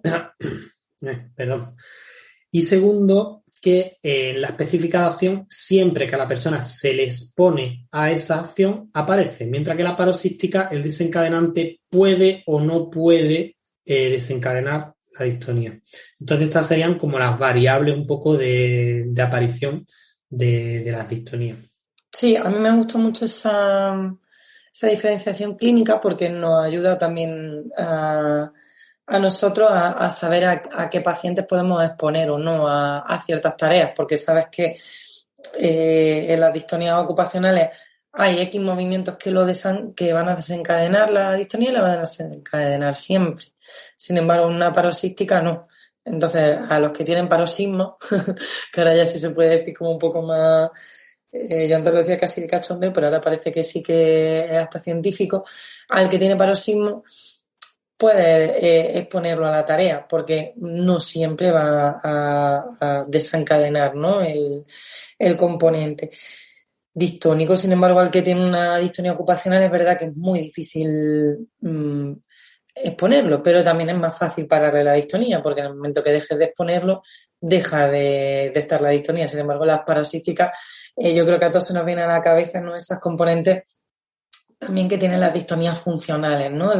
A veces sé cuál es el disparador, a veces les pongo el disparador y no aparece, a veces otro disparador genera el paroxismo, otro distinto, y sin embargo, si dejo de exponerlo, no para, no es como una distonía que tú puedas controlar, ¿no? Sino que, como tú dices, generalmente es autolimitado, generalmente hacen falta otro tipo de maniobras que si quieres podemos comentarla un poco porque también entran dentro de estas componentes de patrón temporal y esas maniobras que somos capaces de los fisios o los clínicos hacer y exponer al paciente que paran la distonía, paran el correlato de trastorno del movimiento, que son lo que antes se llamaban gestos antagonistas y ahora se les llama maniobras de alivio, ¿no?, que son esos movimientos, esas exposiciones a ciertos movimientos, como por ejemplo fluctuaciones de movimiento rápidas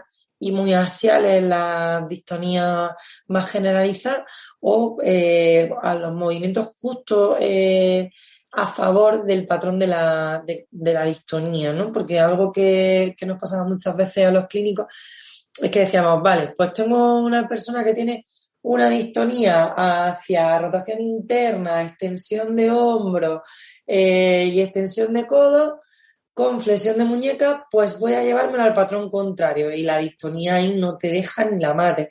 Sin embargo, tú haces el gesto antagonista o haces esa maniobra de alivio, ¿no? Que estamos diciendo que me llevo el patrón a un punto todavía más intenso y justo ahí parece que de repente ¡plum!, desconecta el tono y puedes llevarte el brazo, por ejemplo, a una posición un poco menos torsional y un poco menos agresiva para el paciente. Entonces, a mí me gusta mucho, por ejemplo, hablar de eso porque creo que es un truco que te sirve tanto para hacer el diagnóstico diferencial con algunas otras pseudodistonías, como tú hablabas antes, Manuel, como por ejemplo con una torsión que sea estructural, y te sirve también de cara al tratamiento. Entonces, quizás esa variabilidad sería una de las componentes y una de las características que también creo que es interesante mencionar y que los autores también las comentan, ¿no? Aparte de esa variabilidad durante el propio día.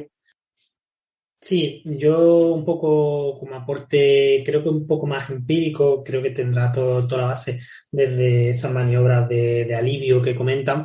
Yo sé verdad que desde mi experiencia clínica, no sé si ahora coincide Yolanda, normalmente las distonías, como tú has comentado, esos gestos antagonistas y no intentar llevarte el brazo al patrón contrario, porque además es prácticamente imposible y tiene el riesgo de por ejemplo, en un miembro superior suele usar un hombro simplemente pegándole tú el tirón. Yo sí es verdad que en los miembros superiores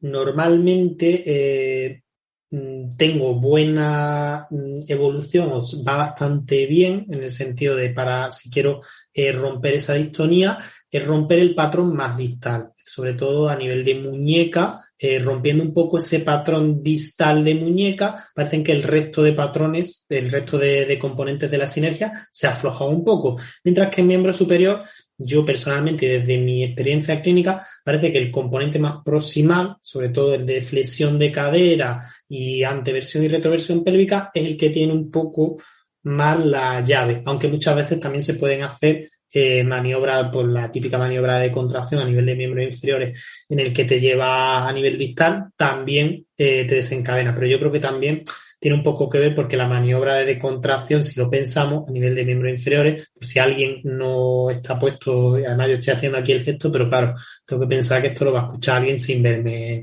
la cara. Entonces, la maniobra de contracción, pues es como llevarte el pie hacia una flexión, el antepié, perdón, llevártelo como hacia una flexión exagerada, como si te quisieran meter la planta dentro. Y eso al final lo que te hace es un reflejo de huida y lo que te tira es un patrón flexor global. Y entonces te provoca la flexión de cadera y eso es lo que te relaja un poco la componente, por esa relajación del componente proximal. No sé si me he explicado o si esto son teorías locas mías de veo a los pacientes y normalmente los miembros superiores me funcionan mejor a distal y los inferiores me funcionan más a proximal, aunque la maniobra sea distal. No sé qué opinas, Yolanda. Pues fíjate, a mí en miembro superior también me ha ayudado bastante todo el movimiento global de tronco y muñón de hombros. Yo creo que al final no está tanto la clave en qué es lo que mueve, sino cómo lo mueve y qué estás haciendo.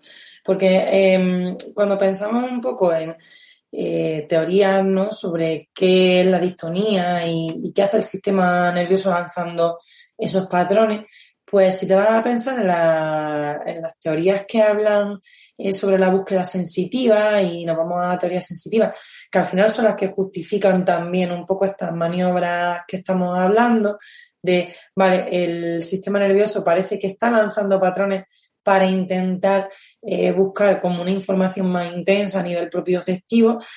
Entonces, claro, si tú te fijas lo que tú estás contando y no es tan contrapuesto a que yo diga que a lo mejor a mí en miembro superior me funciona mejor mover desde el hombro, es que al final los dos estamos hablando de meter mucha componente propioceptiva y de darle muchísima información propioceptiva a los miembros superiores. Entonces, al final yo creo que eso cambia un poco en cómo cada uno manejamos al paciente que tenemos en las manos, ¿no?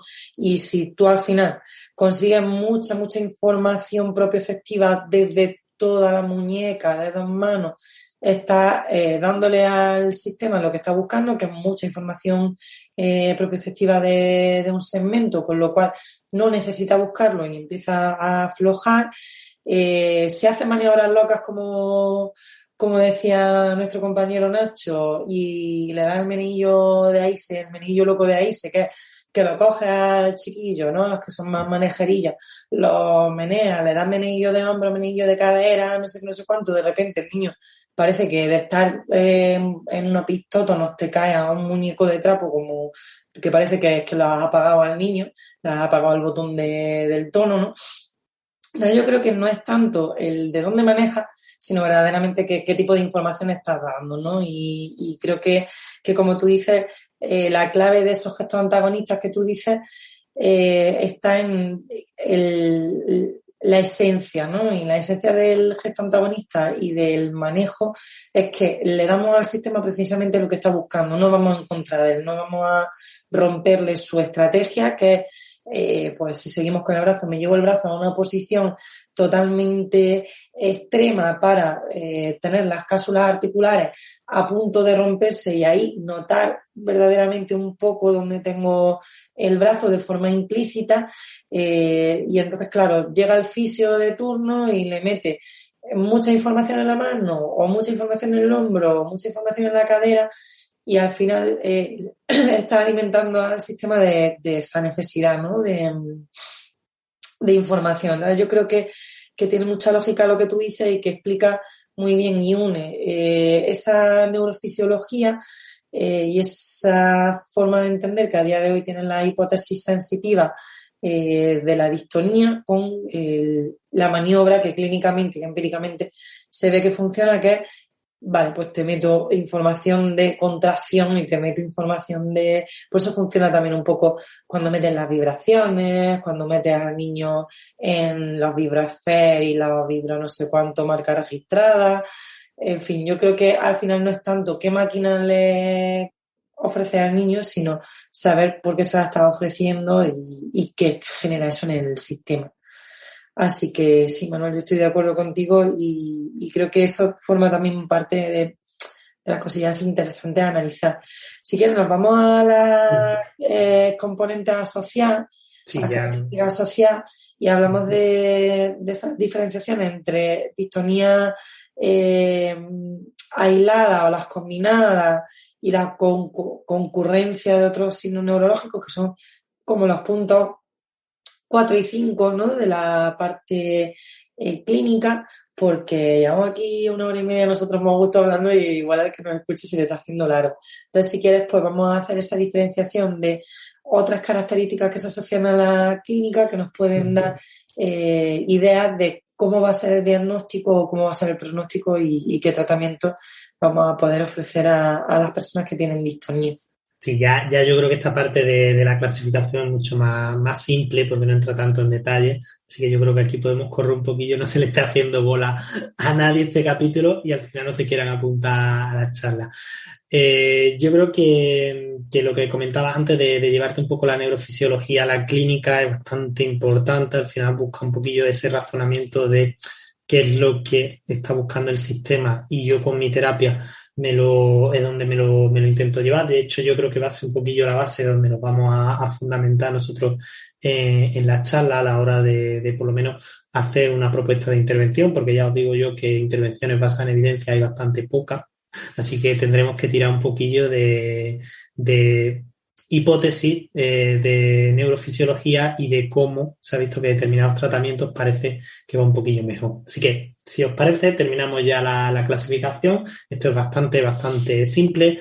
Las características asociadas pues, hacen referencia a si el signo se produce de forma aislada o de forma combinada. Aquí es importante que en todo momento hablan de signo. De hecho, dicen que hay que clasificarlo aunque no sea el signo predominante.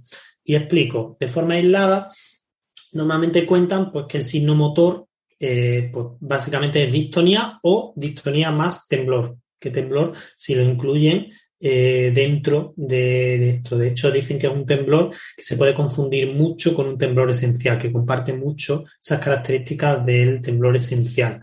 Y después meten otra parte que es la combinada, que es que tienen la distonía más otro trastorno de movimiento, ¿vale? Pues ya sea una mioclonía, ya sea un parkinsonismo, ¿vale? Y de hecho no te dicen cuál de los dos tiene que ser predominante. Es decir, en este caso no tiene que ser la distonía predominante en el signo clínico. De hecho, por ejemplo, describen en algún momento pues la distonía que aparece en el pie en pacientes parkinsonianos, ¿vale? Que obviamente la clínica del paciente pues más de corte parkinsoniano, pero que muchas veces pues, pueden presentar esas distonías en el pie como signo y se podría clasificar pues, como una distonía combinada.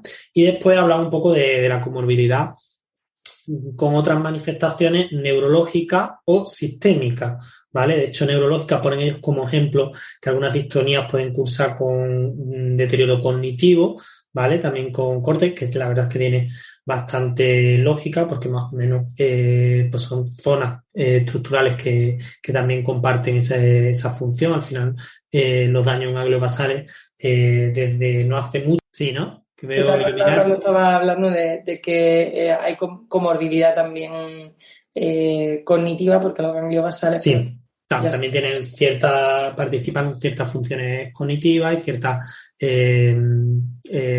pues, funciones.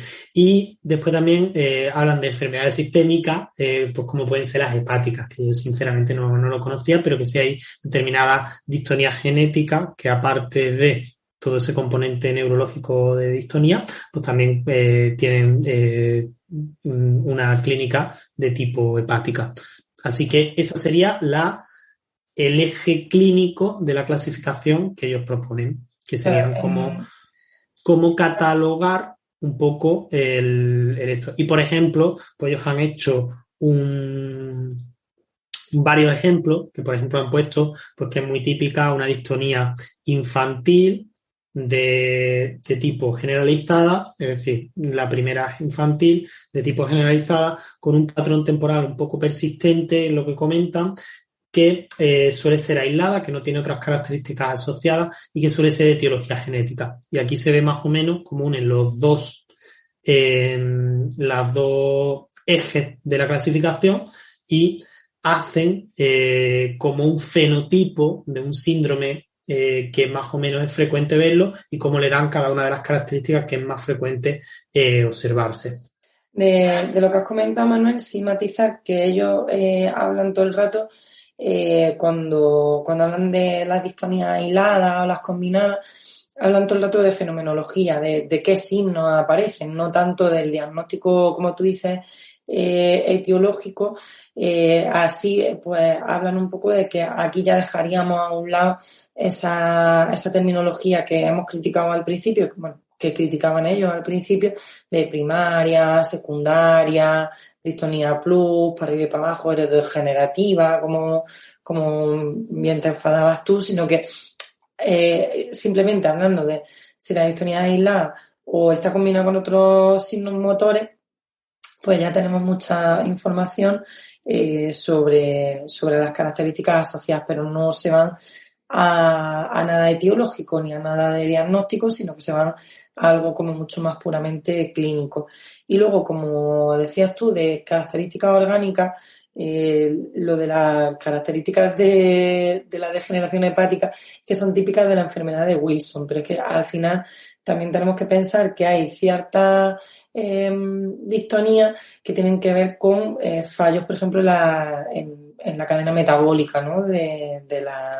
Por ejemplo, de las enfermedades mitocondriales, ¿no? Hay algunas que al final generan problemas de distonía. Entonces, en cuanto nos encontremos, y creo que por eso es interesante esa componente orgánica de cara, por ejemplo, a un diagnóstico, que no es nuestro caso, pero sí que de cara, por ejemplo, a los diagnósticos médicos puede ser muy interesante, porque en cuanto tú filias que hay daño orgánico y que hay también distonía, te puedes ir a pensar, por ejemplo, en enfermedades metabólicas, en enfermedades por acumulación de ciertas sustancias, ciertos envenenamientos.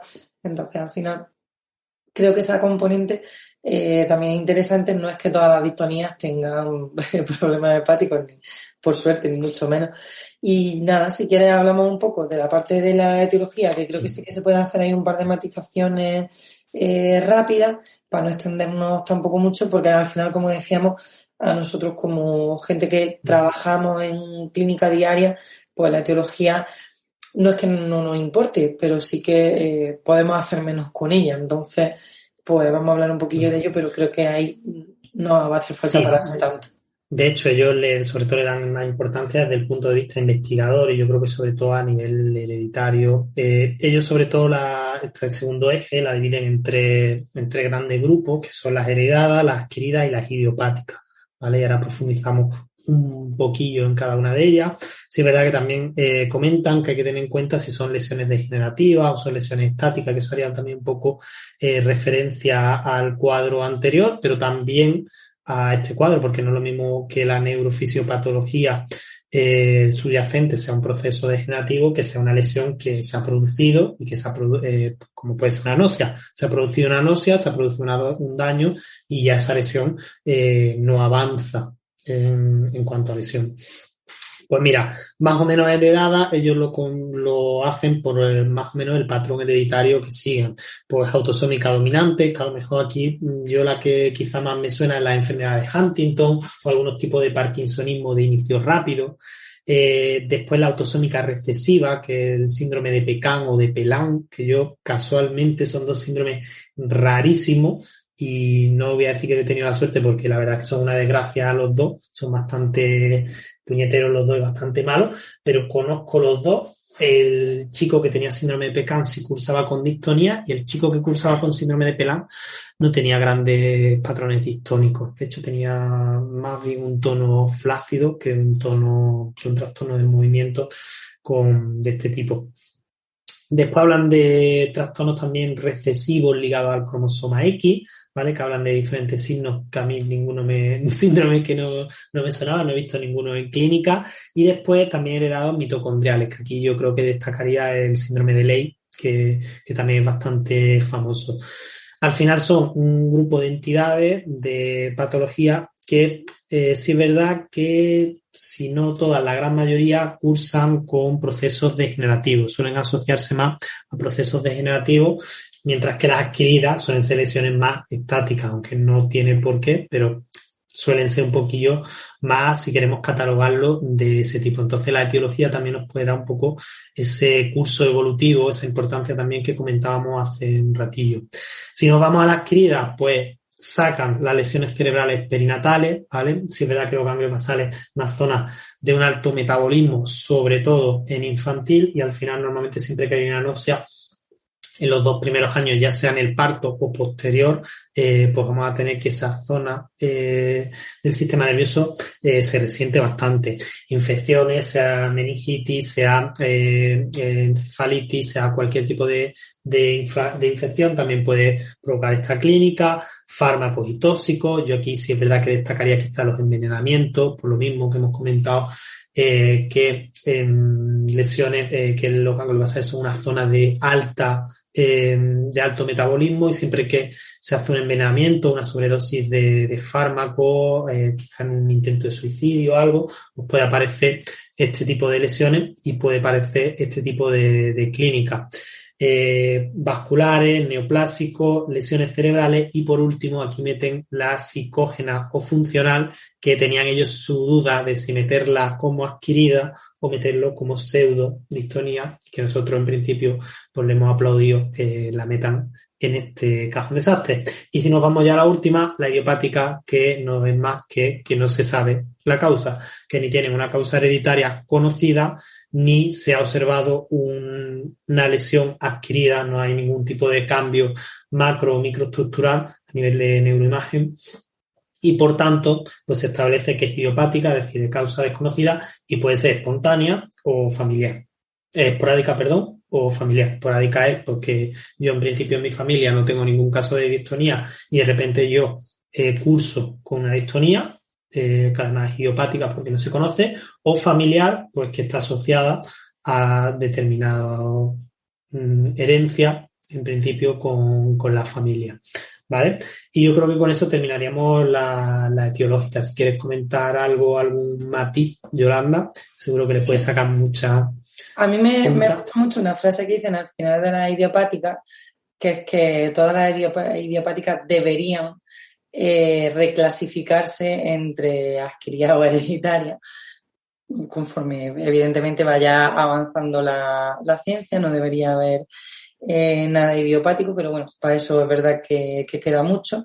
Como he dicho antes, como has dicho tú, aplaudo mucho que la distonía funcional se nombre como tal y que esté metida ya dentro de un cuadro que no sea algo de, bueno, pues no sabemos por qué. Sí se sabe por qué, ya parece que sí que hay bastante idea, con lo cual también aplaudo que no se le clasifique como siempre como algo raro, es como una distonía pero rara, que era lo que pasaba antes, sino no, es una distonía pero tiene características también de trastorno funcional, que os animamos a que escuchéis los capitulillos que hemos hecho de funcional, pues porque os puede dar bastante idea de esto, ¿no?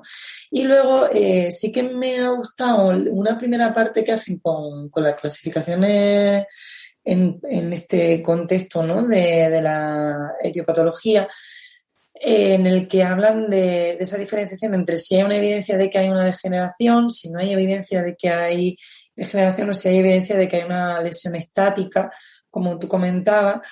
Y cómo hacen como una entrada a algo que creo que va a ser bastante interesante de aquí a unos años, en la que, bueno, pues rompen esa lanza porque no todo lo que tiene una lesión estructural, macroestructural, es lo único orgánico, sino que se está empezando a ver cómo hay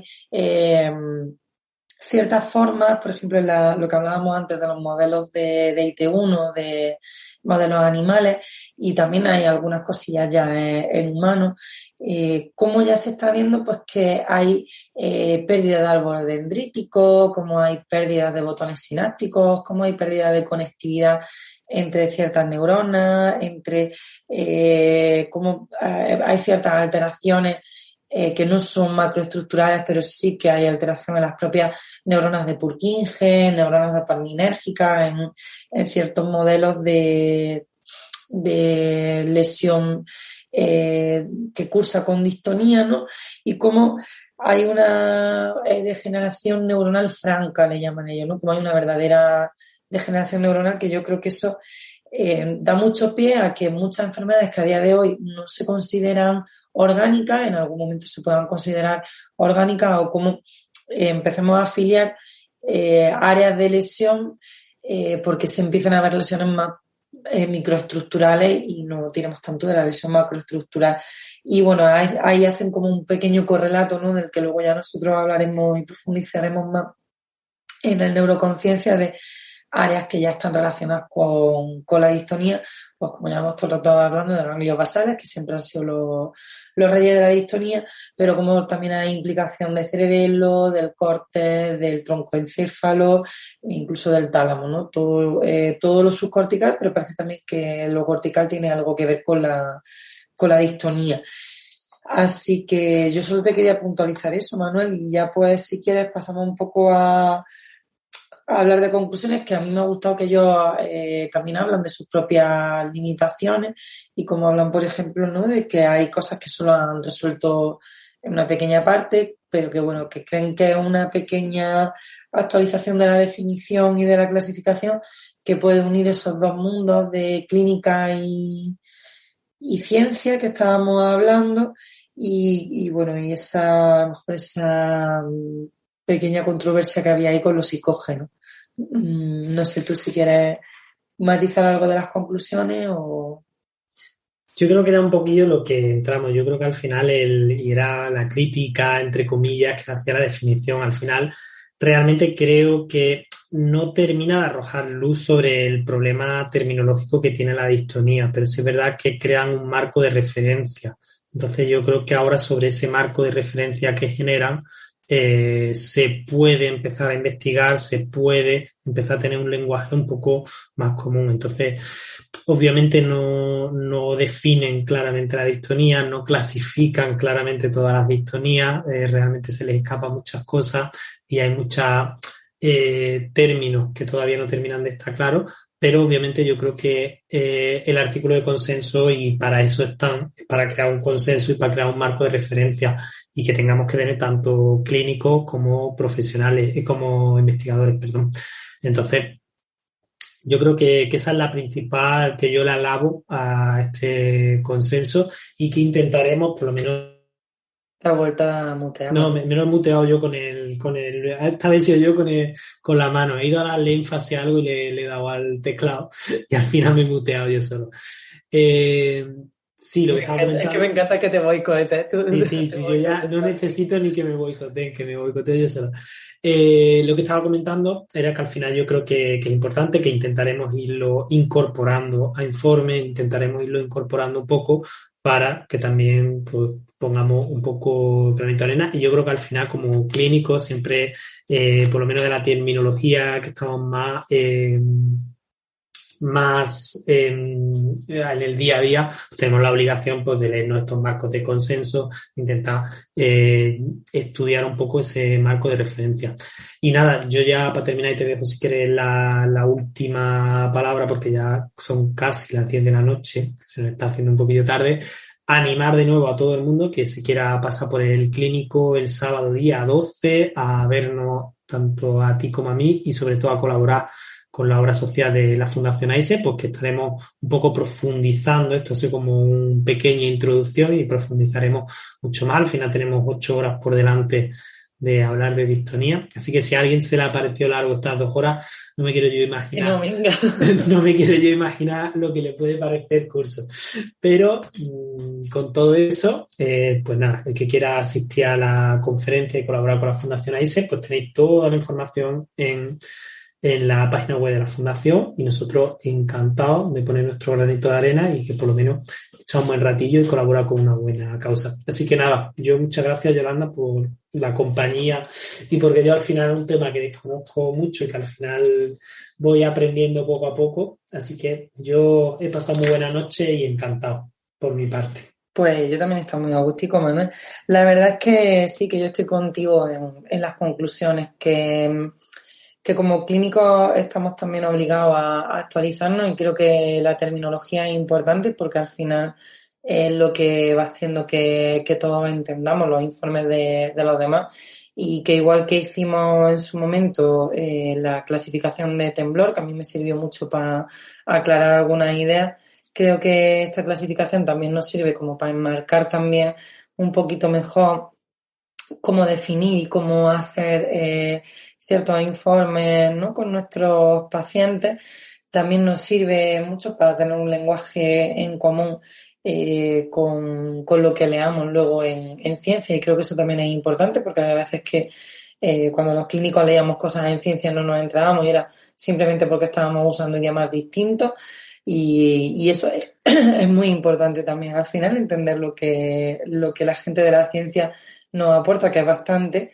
Así que nada, como dicen los autores, yo animo a todo el mundo a empezar a implementar esta terminología, esta clasificación y a empezar a encuadrar dentro de la definición de distonía a los pacientes que la puedan tener.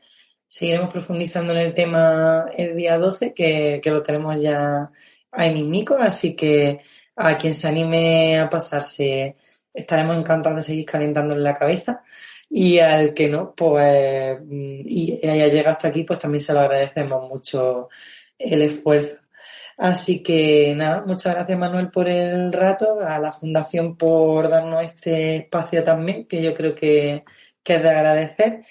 Y nada, pues gracias a la persona que ha llegado hasta el final escuchándonos, que tenemos ahí. Sigue viva, un saludo, que tenemos ahí a un fan. Y pues nada. Nada, nos vemos mañana por la Fundación, tú y yo, y a los demás, pues como dicen los compañeros, que el movimiento acompañe. Bueno, hasta luego. Hasta buenas luego. noches.